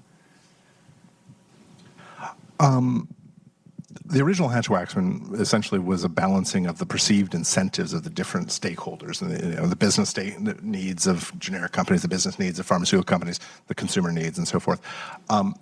Over 40 years, how have those incentives changed or evolved in the minds of brand name pharmaceutical companies, generic companies, and the FDA? Well, so the first panel was so interesting, and it was so wonderful to hear all the thoughts of the architects of the law. But one perspective that, by necessity wasn't part of the panel is the agency perspective. I would love to know more about what agency officials at the time thought about these new opportunities that they had to do something that they had been actually trying to do in many ways, right, to implement a different pathway for generic drugs to come to market, but also some of the obligations that were now imposed on them. And so one of the questions, I sometimes think about is, from their perspective, did they have all the authority they would have liked to have to enforce the act in these various ways, and what are their relationships with other federal agencies? Even thinking about FDA and PTO, PTO relies in large part, I think the term they often use is defer, right, to FDA on these questions of timing for the patent term extension. They have, say, FDA tell us what the dates are, right, how much extension should be given. And so setting up the conditions for the relationships between the agencies is an incredible part of the story of how things have evolved over the last 40 years that might not have happened but for the Act, and I think is a really key element. I'm going to answer the question a bit of a more meta level, I suppose. To me, one of the things is Hatch-Waxman sort of naturalizes this idea that fixed patent terms are society's best lever to promote pharmaceutical innovation, and these kind of good market-oriented generics are the way we do access. And I think that kind of puts blinders on us to the range of policy tools that we have at our disposal, some of which Marcus alluded to promote both innovation and competition and affordability, some of which were kind of left on the cutting room floor, not during the Hatch-Waxman debate, but during Kiefhauer and kind of debates after World War II. And I think some of that comes back to haunt us when we end up talking about biologics and the IRA and other things. There's a range of other policy instruments we can use beyond patents and kind of market-oriented generics to try to balance or promote both innovation and low prices and affordability. If I could just briefly pick up on a comment that Rachel made, and again, I can't, non-public information, can't go there, but I can share at least what I experienced in my interactions with FDA staff. Again, one of the colleagues back in the back of the room. At the staff level, staff to staff, they were very frustrated with a lot of these games that were being played. But remember, the FDA, at the end of the day, their primary mission is to make drugs are safe and effective. They're scientists, they're doctors. They're supposed to make sure drugs are safe and effective, yet they're seeing all of these games going on. And Congress is constantly calling up FDA officials, why aren't you doing anything about it? And they're saying, oh, but that's the antitrust people, go talk to them. And so we talked a lot about this kind of stuff. I know that if they had felt that was in their remit to do something about it, they would, and they often participated with us in conversations with people on the Hill with legislative technical assistance behind the scenes. But I guess they also recognized that there really just were some significant limitations on what they could do, despite the work you're doing and maybe some of the suggestions you can make. So I'll stop there. I'm going to try to squeeze one quick question in.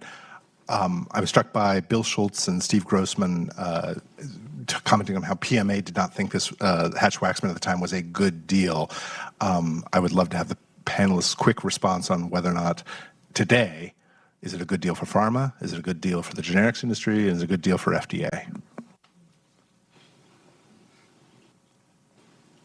Has it been? I don't know that I'm ready to go necessarily. So we also heard that the baseline was this bill was moving on the suspension calendar to just give patent term extension. And so if you were sure that that was going to pass, having it fail narrowly and then having a several years long process where maybe you didn't get everything you wanted may have seemed like a disappointment. And so I wonder whether that being part of the background is relevant to the perceptions at the time. I think, like Marcus, I have a sense that the act really did, despite all of our comments today, it established the foundations for the modern generic industry, and it provided a significant amount of authority to the branded companies. And so from that perspective, it's difficult for me to see how it could have been too much of a disappointment. I agree. We sort of have talked about some of the gaming and some of the negative lessons, but I mean, right? I think it's hard to argue with the kind of just the general trends in terms of the generic industry did exist before Hatch-Waxman, but that was a big policy win in terms of doing that. But I think there's still room for a lot of improvement on the edges. Yeah. So broadly speaking, I already think I touched on that, which is it largely has accomplished what at least I believe it was set out to accomplish. Unfortunately, we have extremely high drug prices in this country, and we pay an awful lot. And if it was intended to do something about that, maybe the success you can't quite claim as great a success for that. I guess in the end, it's part of the same larger problem with our healthcare and medical care system that maybe in the long run, the major side effect will be poverty. Well, thank you for bearing with me. We are just a little bit over. I will remind people we're going to have another 10-minute break here, I think, and then coming back at 11:30. Please give this panel a round of applause for their participation. Thank you.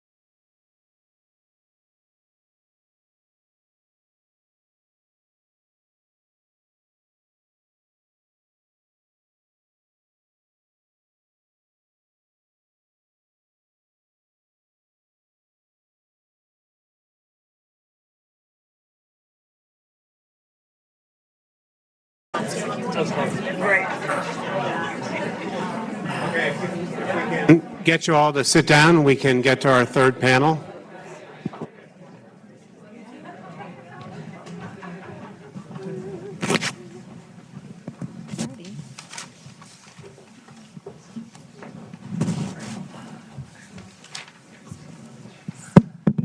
Thank you all. I'm David Wessel. I'm director of the Hutchins Center on Fiscal and Monetary Policy. I had nothing to do with Hatch-Waxman. I've done very little writing or research about drug prices. I am a consumer, so I guess I qualify. I have to tell you that, like a lot of people my age, I'm on statins, and I went to get the statins, and I took out my credit card, and they told me at CVS that the price was $0. So I guess I have either an insurance company or Congressman Waxman to thank for that. So we have a great panel here to pick up really where the last one left off. At the far end is Marta Woshinka, who's a senior fellow here at the Center on Health Policy. She's an economist. She's worked at the Federal Trade Commission, the Office of Inspector General at HHS, and at the FDA. So if you have complaints about any of those agencies, she'll take those over.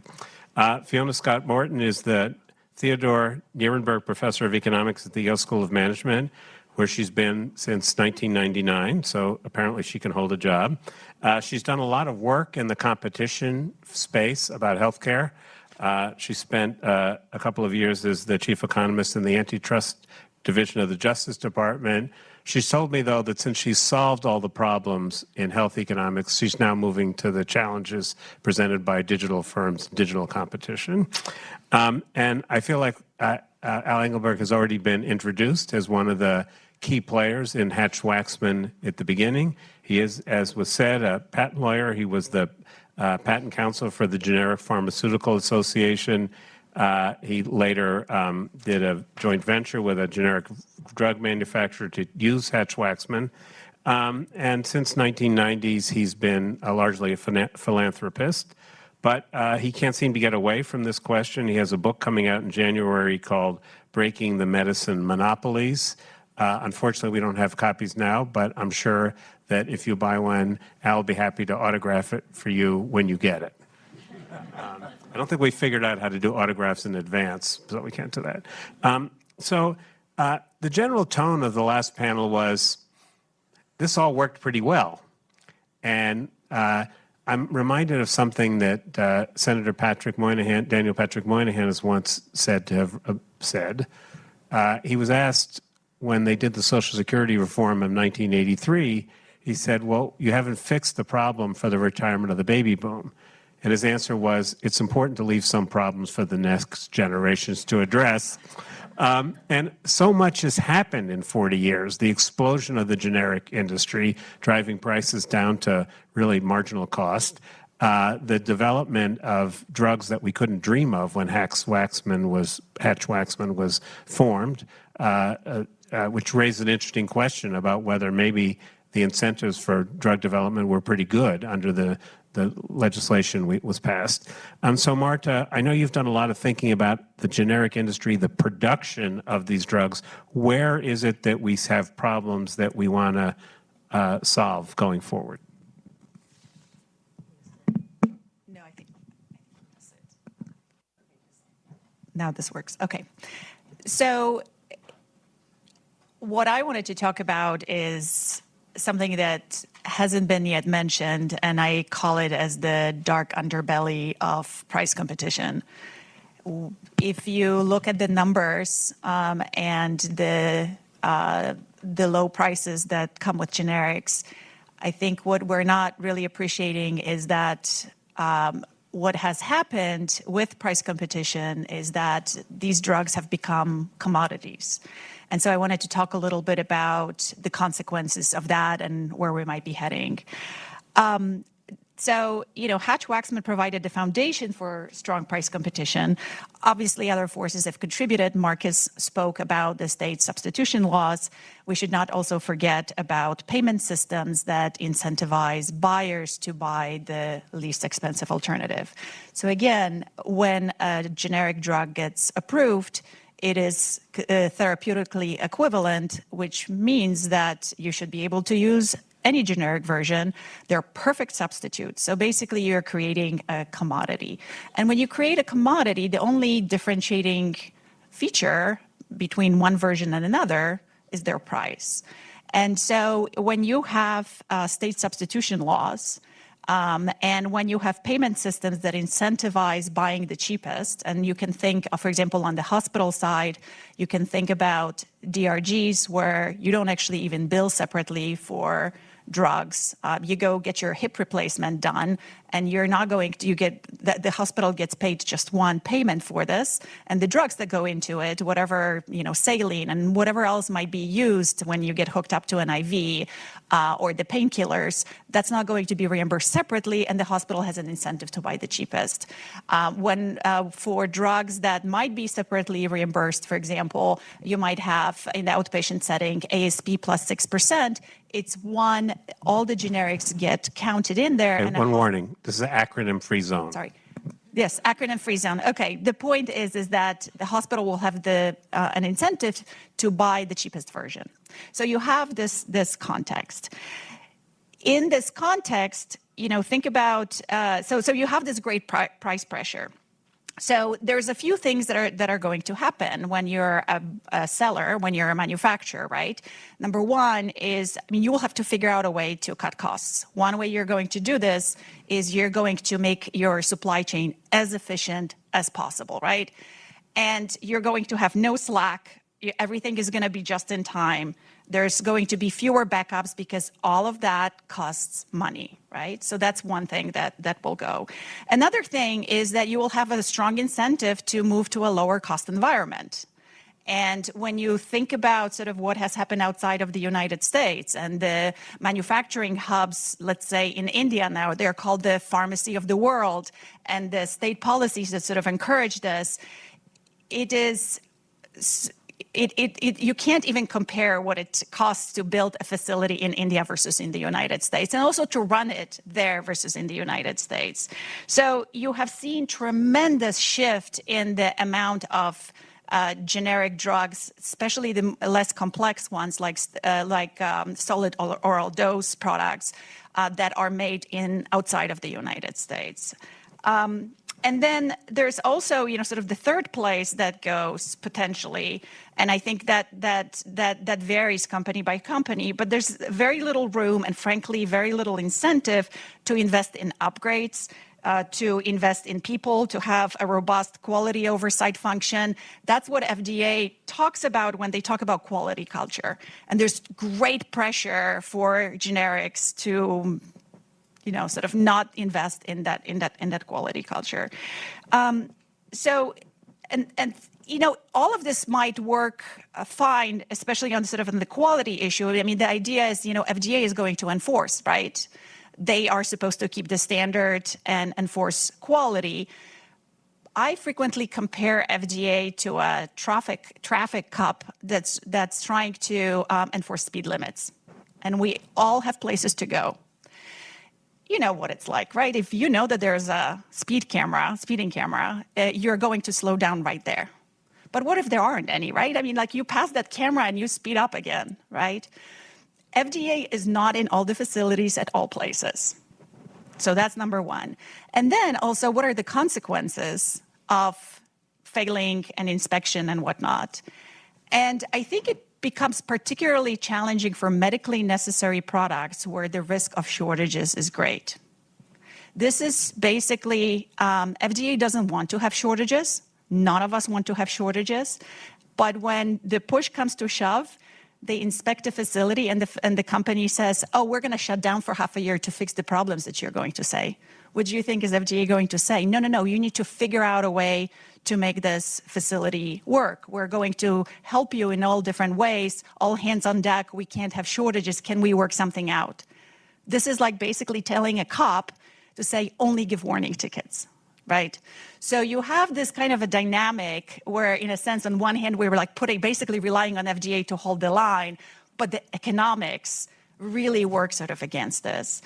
And what we have basically gotten to a place is that we have, since in the last 20 years this has been happening, but especially in the last 15 years, and a disturbingly large number of drug shortages. Drugs are, a lot of them are due to manufacturing quality problems where a facility has to shut down because of GMP issues to address. And the market is not resilient enough to ramp up and produce the product. Another piece that I think is happening is that experienced, established manufacturers are exiting the market. 2 years ago, Teva announced that they're going to do a major reorganization of their business. And I just wanted to read you a headline from that year. Teva to slim down generic drug business in turnaround effort. The stock is jumping. So it's not a very attractive business to be in, and the established manufacturers are leaving. Many of the manufacturers that were in the United States are shutting down facilities. And then you have more and more facilities opening up in India and China where FDA's oversight is somewhat more limited.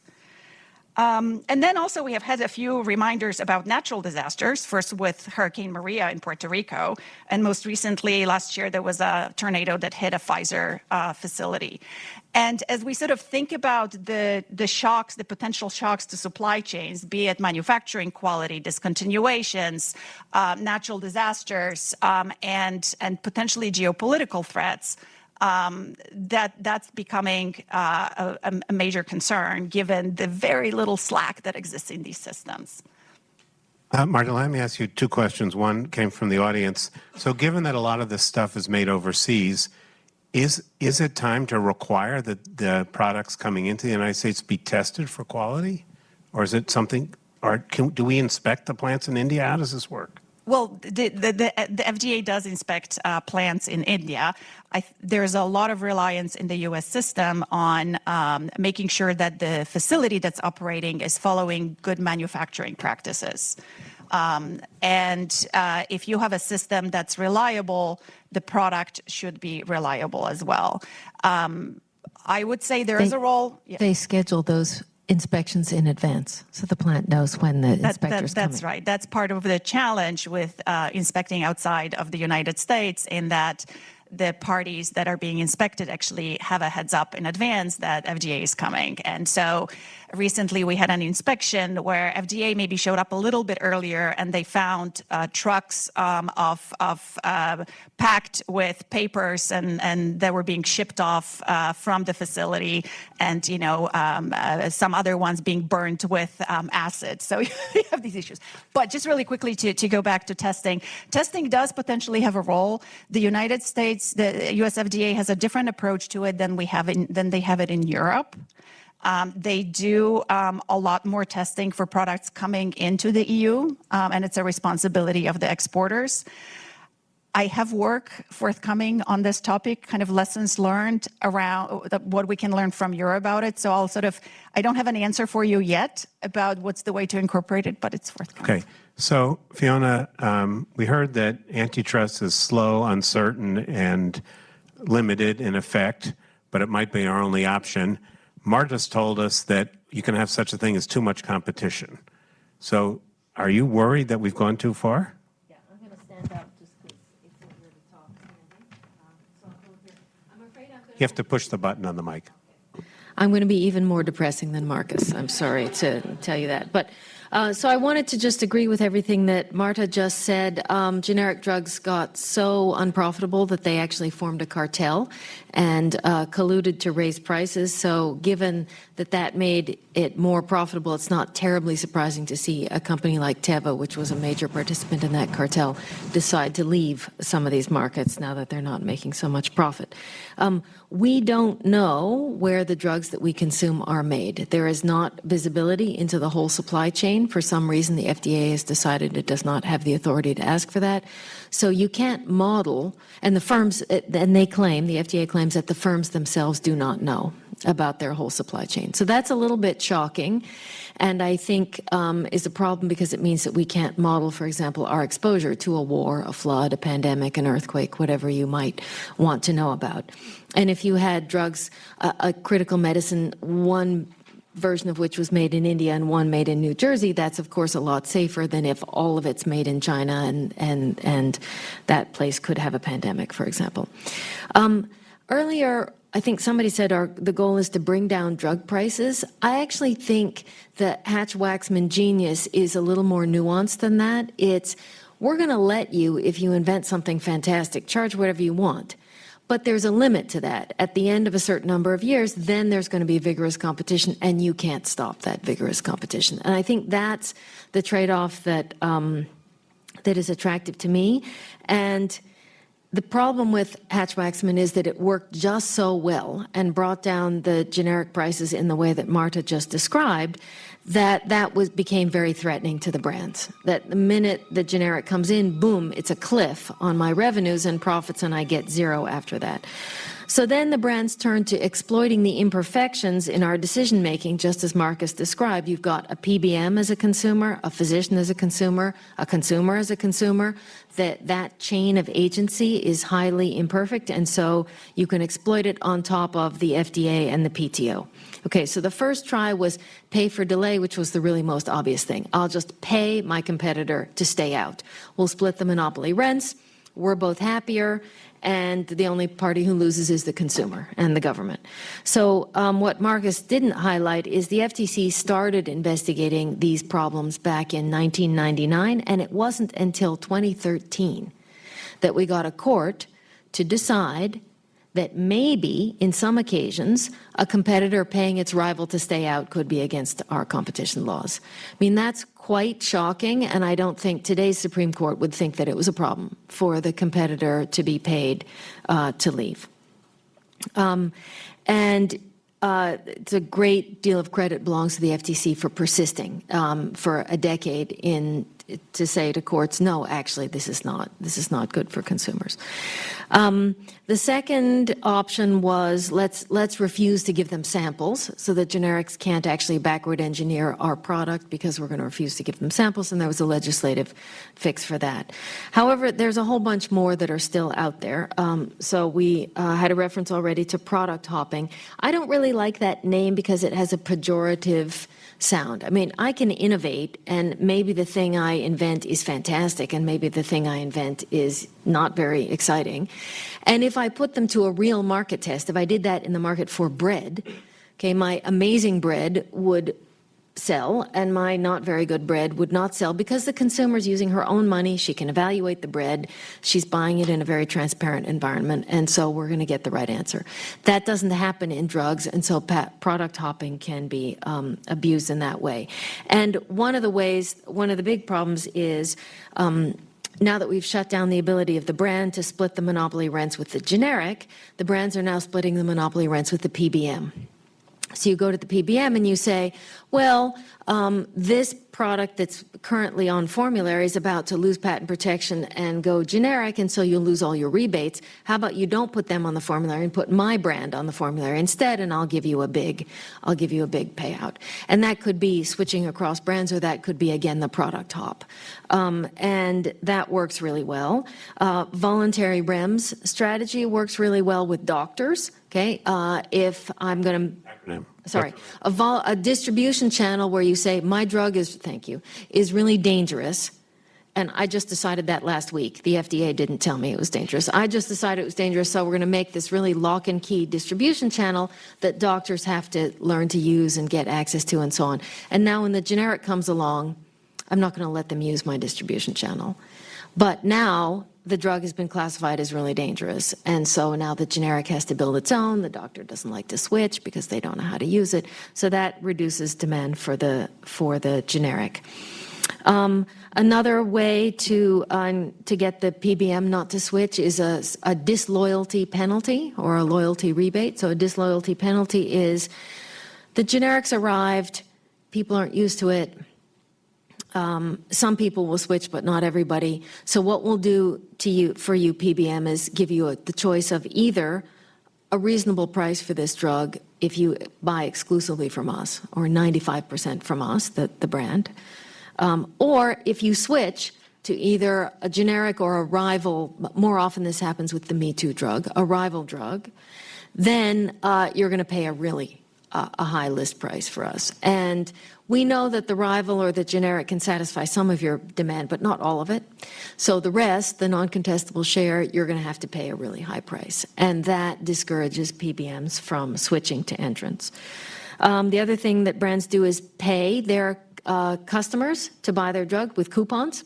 So it might cost you $10 for the generic, $50 for the brand. Well, you get mailed a $40 coupon. And so now you can just buy the brand because it doesn't matter to you. It's the same out-of-pocket cost. And brands are fancier than generics, so people do that. So that's just an end run around the PBM's attempt to steer consumers to the cheaper product. Another option is to create a patent thicket so that you have this endless patents. That previous panel talked about that. Citizens petitions, regular people who object to the arrival of the generic because they're worried it's going to offer them, evidently, low prices and convenience. So all of these things just build up, and you have the brands very successfully driving down demand or raising costs for generic entry.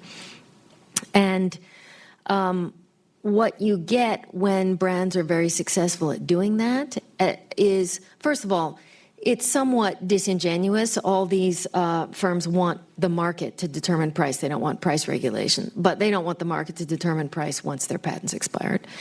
And so if you manage to control that post-patent competition and stop it from working properly, what do you generate? You generate the IRA and price regulation. I mean, that's just the natural response of a democratic society where the democracy somewhat works, okay? And so I don't think it's a surprise that we've arrived at that place. What kind of policy do we need? I'm a big fan of the Biden executive order, a whole of government competition policy. In my view, there are vast swaths of the government who did not receive that memo, like the Department of Agriculture, the Department of Transportation, but the FDA would be a prime example. I'm sure there are people at the FDA who are frustrated by this gaming, but they're just not doing anything about it. I mean, tell firms you need to know where their stuff comes from. And if there's a pandemic and big shortages of medicine, let them complain to the courts and to Congress that they want to keep the origins of their drug secret. I mean, on whose behalf is that really, who's being helped by that behavior? So I think whole of government competition policy would be really helpful to have, and I think instructing some of these agencies that executive order happened and they ought to move on it would be helpful. An important thing also to understand is the distinction. Can you wrap? Yes, right? My last point, distinction between marketing authority and patent authority. Marketing authority is something the FDA controls. If you can't sell a thing into the United States, it doesn't really matter what intellectual property you have. So, Al, you have an option. You can sit down or stand up. But here's what I want to know. I want to know, 40 years have passed. It turns out we're all 40 years younger, including Henry Waxman. Orrin Hatch is back with us. Howard Metzenbaum is not. And they ask you, okay, what should we do to the patent system? How do we end these monopolies that I know you think are causing us economic harm? Well, let me say first, thank you, Richard, for the compliment of allowing me to speak about the future, given how long I've been involved in the past. I think I go back now 50 years of dealing with these issues. I want to start with an observation, and that is that I think most people would agree that the biggest problem we face today is that drug prices are too high and monopolies last too long. The irony is it's exactly the same problem that we tried to solve in Hatch-Waxman, and it's actually the same rhetoric that was available at the time. And so what did we do to deal with the problem? We created a generic drug industry that now fills 90% of all the prescriptions, as you've heard.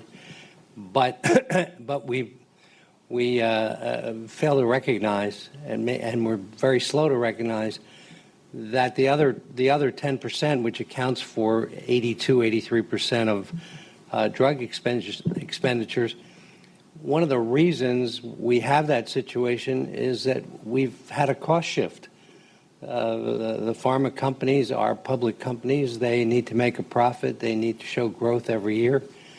And what we did was completely disrupt the industry as it existed before. And in this respect, and that is, and it had nothing to do with Hatch-Waxman, actually. It was one of the impetuses to enact Hatch-Waxman, was that the state substitution laws basically ended a profitable market within a week. And drug companies, the more successful you were as a company and more successful your product was, the bigger hole you had to fill in the future when that monopoly expired. Pharma companies had two choices at that point. They could either invent their way out of the problem by finding replacement products that would generate the revenue that was gained, the revenue that was lost to generic competition, or they could figure out a way to delay competition. And what we've heard today in terms of the criticism of the last 40 years is that they've done a hell of a good job of figuring out how to delay competition, whether it's basically by manipulating Hatch-Waxman to litigate secondary patents and pay for delay. But more importantly, which hasn't been mentioned today, science has moved past that. The bulk of the fastest growing area in pharmaceuticals are biologic drugs, which were never subject to Hatch-Waxman, and which, because pharma companies learned the lessons of Hatch-Waxman, have none of the guardrails of Hatch-Waxman. They practically take us back to a time of perpetual monopolies, essentially giving drug companies 12 and a half years of exclusivity, even if there is no patents, and then the right to assert a gigantic patent portfolio, whether it's relevant or not, that can take 8 to 10 years of litigation, and then a market that isn't a generic market because the products are not identical and can't be substituted. So before we get into the question of, so how do we fix the system? Obviously, what we need to do is shorten monopolies and figure out how to control the price while the monopolies exist. But we have to do that in the context of trying to protect an innovation system and an innovation system that is completely different, that Hatch-Waxman changed because of what I mentioned at the outset. Pharma companies had to find a new way outside of their own research laboratories to get products in a timely way. And what we have today is a system in which big pharma companies, and many have disappeared, are buying most of the new products, not all, but most of the new products from venture capital firms who are basically getting those products from biotech startups that are based on government-sponsored research.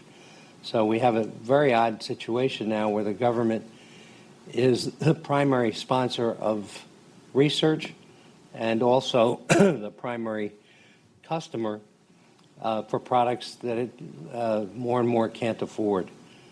So you know, what do we do in that situation? I think, and it was alluded to somewhat in the last panel, that we have to move toward some sort of one-and-done structure. We have to get rid of all the patent games, get rid of, but recognize at the same time that the industry needs a certain amount of time to make its research costs back, including the research on the losers, and a reasonable profit.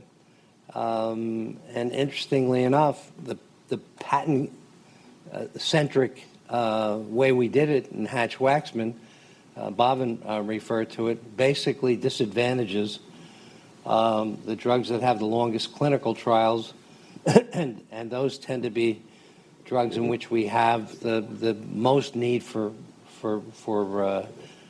new drugs. And by the way, I should mention one of the reasons we got to 90% generic substitution is we had a golden era in the first 10, 15 years following Hatch-Waxman of blockbuster drugs that treated 10, 20, 30 million people at a time, and you could make billions of dollars a year charging $4 or $5 for a pill.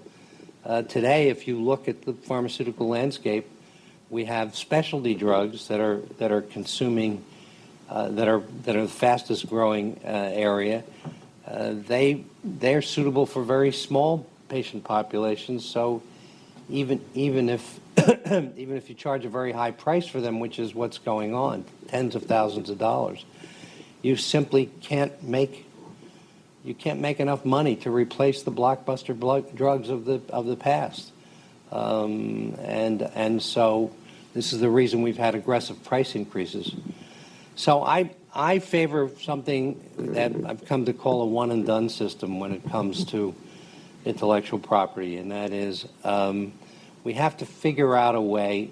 We tried to do it in Hatch-Waxman based on the basic patent, and we can go in that direction.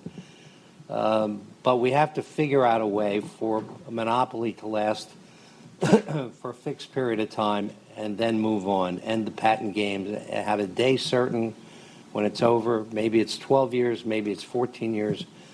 There was an attempt several years ago in something called the Modern Cures Act to do just that, to basically set a date, and when that happened, and in exchange for which pharma companies would give up the right to fully enforce their patents. That has gone nowhere.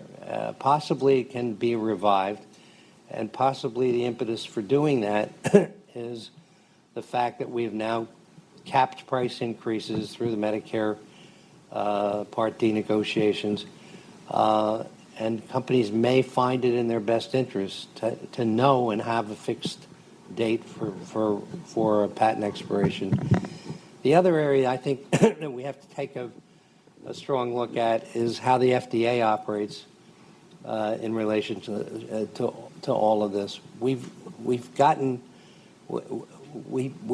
FDA law that basically says that once a drug is approved, you can't change it in any material way.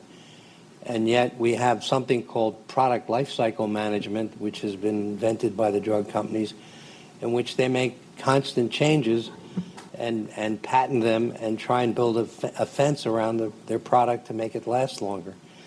The FDA, and I think we could do this by regulation to some extent, needs to focus on preserving the ability of the generic manufacturer to copy the original product.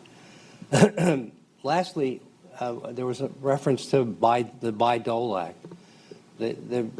The reality today is that the basic patents on most new drugs are patents that the government paid for. The government paid for the research. The government is licensed under those patents. The government has a right, according to the GAO, to use that license to produce drugs for government programs, which it has never done. And we're going to have to look at very closely the question of what is the premium the government and taxpayers are paying? What is the total cost of all this research? What is the total cost of all the drugs? And would we be better off, as was mentioned, separately figuring out a way to pay for the research rather than pay this premium for the capital that's going into the system, and create some forms of public-private partnerships that recognize that there would be no new drugs without what's going on in the academic medical centers, which, by the way, in my opinion, is what we're doing now to innovate is far better than what we were doing when the drug companies were in control, because the academic medical center, that money is going to hundreds of young scientists who are chasing ideas not for money but for the sake of public health. And I think we don't want to lose that, but we are now in the danger of telling all these young people that they should focus on meeting venture capital people and turning their science into money. Thanks, Al.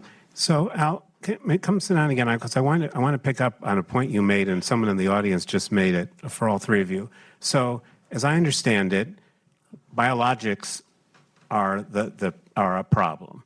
That we have lots of incredibly powerful drugs. They're very expensive, and we don't have a Hatch-Waxman-like system to encourage what's called biosimilars. In fact, we don't do as well as the Europeans do in that. So what is the Hatch-Waxman-like solution to the biologics? We need, oops, I'm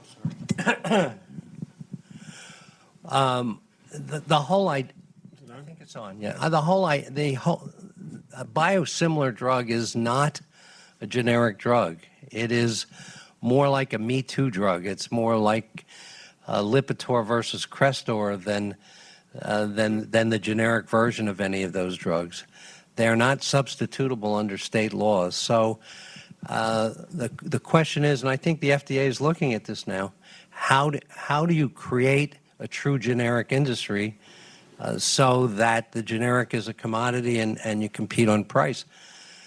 I would argue, and it's clearly in the public interest, that we should move away from patents, move toward an exclusivity system, but at the end of that exclusivity period, which is now 12 and a half years, instead of having a patent free-for-all, maybe it should be 14 years or 15 years, and you get to copy the entire file of the original product so that the product is identical, there's no issue of its identity, and we have a date certain on when we have a generic. Frankly, you don't even need a generic industry. What you need is a date certain on which the price comes down.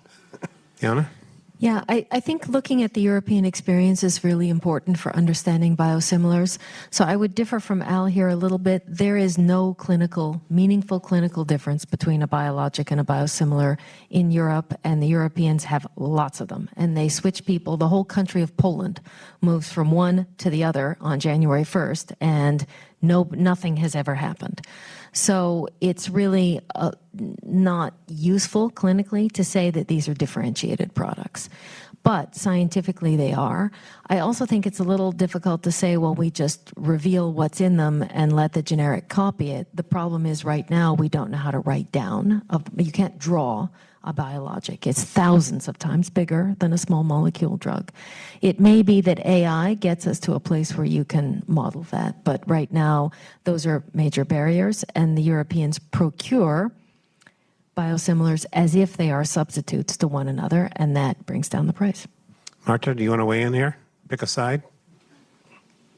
I will weigh in, but then redirect us if that's okay. Okay, but can you refer to what the Inflation Reduction Act did on biosimilars and whether you think that was a good move?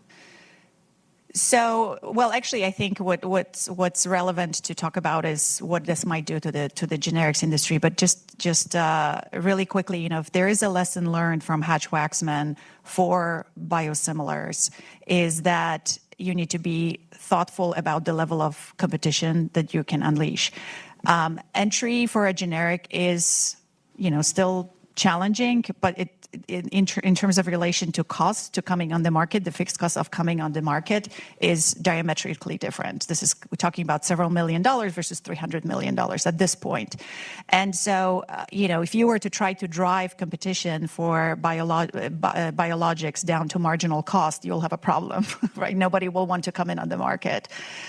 So I just want to that is sort of one big lesson learned. What's interesting, and sort of Al talked about, in a sense, we're back to where we were before, in that we're thinking about how do we get lower prices of drugs. In a sense, what the reason why we have the Inflation Reduction Act is exactly because we haven't really solved it. Some on biologics and still some on the small molecule drugs. They have to be old. So if they're biologics, they're old. They have to be old. That's right. But even there, we're not getting the level of competition that we would expect because of all the games that have been played. There's a lot. We can talk quite a while about sort of the impact on biosimilars and generics. I will mention, what's interesting on the generic side is that there's clearly at this stage, especially, a bit of uncertainty about what is going to be the impact. On the one hand, the Medicare negotiation will lower the prices and will make the market less attractive. At the same time, for the drug manufacturer, for the branded manufacturer, there's no better way to get out of negotiation than to actually allow generic entry. So again, maybe there's some interpretation whether actually you actually get excluded from Medicare negotiation if you have the original version has a generic competition. What that could change the dynamic is earlier generic entry, but very, very ready product hops to make sure that you can sort of make that market as small as possible. So, some of it is, I think, how CMS is interpreting the statute and what actually exempts the product from the market. Some of it is going to be sort of what do we learn about the expectations of the potential price drops. So I think there's a lot of lessons yet to be sort of revealed from the process, but it might have sort of implications for what plays out, how this plays out. So Al raised what I think is the fundamental trade-off we face here. On one hand, we all want cheaper drugs, and obviously the people who make them don't want cheaper drugs, but we also want to make sure we're providing enough of an incentive for innovation. And it's not clear to me that we know how much, if we had longer exclusivity, would we get more innovation? Is it too long? So how do we weigh, Fiona, how do we weigh this trade-off between encouraging innovation, which means giving them profits, and getting low-cost drugs? Well, You asked $1 million question or $1 trillion question. There's a lot of academic research trying to get at this. It's definitely a trade-off. However, I would say that in the United States, the way we handle this is we pay high prices for absolutely anything new. We don't say, oh, how about invent something useful and innovative, and then we'll pay high prices for it, which is a lot of how other countries handle something. If it's the fourth Me Too or whatever, then it has to pass some kind of threshold. So in the United States, we really rely on the market, and that's a problem when our markets get broken, as we saw with insufficient antitrust enforcement and the like.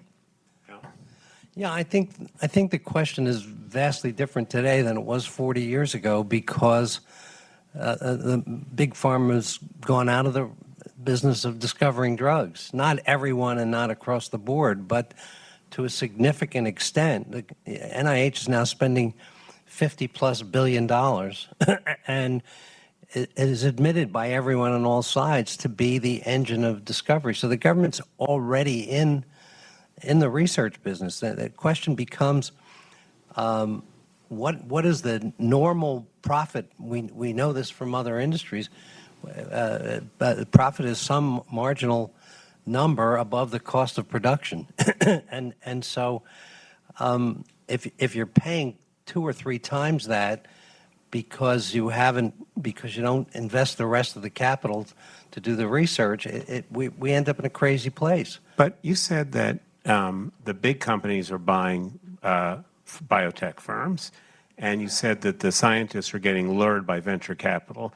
Isn't that just an indirect way of getting incentives into the system to be innovative? No, because the incentive is coming. It's a very, very uneven distribution. The fact of the matter is, NIH has gotten to this point over a long period of time. It is not in any way, shape, or form commercially sensitive. It doesn't distribute that money on any marker that says we're going to give money to this researcher because they're going to discover a new drug. They're generating science, and that 50 million is generating 15 or 20 million in venture capital money, but that's very expensive money. to raise and it expects a big return. Now that pharma companies are buying that at premium prices, that's a very expensive proposition. So we have, in the name of capitalism and competition, we've created an extremely expensive system that wouldn't even exist without the government's front money. And the government is the ultimate venture capitalist and is not acting like getting one. return. Fiona, this is a question from the audience. If Hatch-Waxman sought to balance innovation incentives and payer costs through enhanced competition, what about saying to industry, you can opt to receive a longer market exclusivity, but you have to have a price that represents a socially desirable value? Is that a possibility? Because we don't know how to do that. I think that's the main problem. I mean, I'll say I have a philosophical disagreement with Marta here when it comes to thinking about restricting competition because we're worried about the fixed cost of entry. Okay, we don't do that with cars. We let as many car companies as want enter, and there's a big fixed cost of developing a car, and they manage just fine, and they don't sell the cars at marginal cost. And that's what would happen with biologics in my view. So I don't think we need to worry about saying, oh, if we make entry really easy and we make substitution really easy, we'll drive the biosimilar market out of business. We haven't done that with generics either. I do think there's major social externalities with resilience and reliability that no individual firm cares to take into account, and you do need public policy for that, though. Yeah, Mark, I wanted to ask you that. So what you described is a textbook externality. That is that the firms do what's in their interest, but it's not good for the society. They move all their production to the cheapest plant in China and stuff. So what, other than raising barriers to entry, what is the public policy that you think would be wise to make us more resilient? Should we have stockpiles of key drugs the way we do petroleum? What could we do if we don't want to surrender the benefits of competition? Thanks for this question. I think the number one thing is that what we need to recognize that if we want to have resilience, we will have to pay for it. There is no free lunch here. And so I think this is what is going to make it politically challenging because we'll need to spend more money on this. I would say there are a couple of things that are happening that I find very encouraging. They're still going to be hard. The number one thing so most of the shortages that we have experienced so far are generic sterile injectable drugs used in hospitals. And the best way to address them is to really prevent these shortages and prevent the disruptions. And the premise here is instead of reimbursing hospitals and incentivizing them to buy the cheapest, is to actually change the weight that they place on resilience and have them pay more attention to buying from manufacturers who have more resilient supply chains. So this is not just stockpiles. You still want to make sure that you have a high quality product, and then how much are you going to really stockpile, right? Drugs expire and whatnot. So inventory can be sort of higher inventory is a part of the problem, but I think we want to change the set of incentives and make sure that that's being done. There is a bipartisan a bill in Senate Finance that I am very excited about. Senators Wyden and Crapo have put forward a bill. It is a challenging issue to get it. I think there's general agreement around the premise. There's a lot of details to be worked out. We still have to get the House on board. So what does the bill do? The bill would basically set up a program where hospitals could get paid more if they sign long-term contracts with more reliable manufacturers. It creates stability in the marketplace. It tries to reward reliability of supply. It also does another important thing. The idea is, why are we paying hospitals? Why are we giving it to manufacturers? It's because it's hard for Medicare to give money to manufacturers, right? So they can pay hospitals, and then the premise is that by incentivizing hospitals to buy from more reliable manufacturers, there'll be a pass-through to manufacturers. So one of the things that the bill also does is eliminates Medicaid inflation rebates for some of these generic sterile injectable drugs and other generic drugs. And the idea is if I am supposed to be investing in quality systems, be more reliable, I better have the possibility of actually raising my price, right? That's the whole point. I'm kind of differentiating myself on reliability. But Medicaid inflation rebates, not only just through that, but through the 340B program, means that this is being paid back to the hospital. So you have to kind of take out that barrier. So those are the two things that the bill does. As you can imagine, a lot of opposition to on the 340B side from touching that space. So I'm very excited about that bill. And I'm hoping that it will move forward bipartisan, which is a big thing nowadays. Great. Well, thank you all.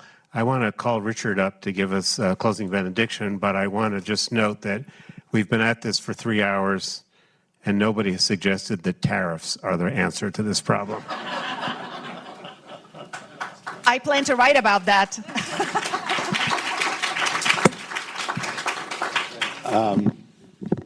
Well, I have one reflection and a bunch of thank yous.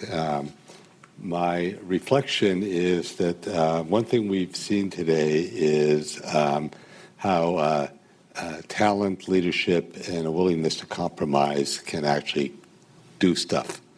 And so it's uplifting that way, and we don't have enough of those opportunities. And so I'm happy to have had a part in trying to provide that today.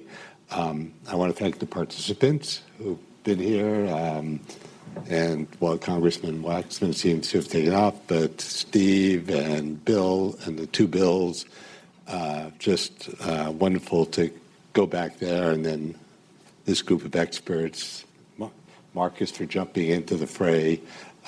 Really appreciate that. We want to acknowledge and thank the Arnold Foundation, Arnold Ventures, for supporting us here, and their support's been great all the way down the line for all this work.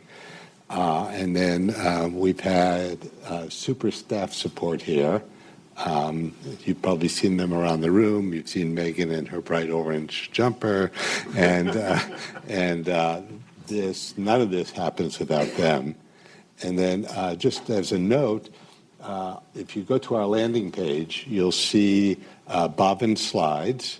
Bhavin was put at an extreme disadvantage because he put together all these cool slides that we refused to allow him to show. and so Bhavin's slides are all available on the landing page, and as are a couple of background papers on the history and the sort of current state of the Hatch-Waxman Act. So thanks all, and appreciate your sort of sticking with us for 3 hours.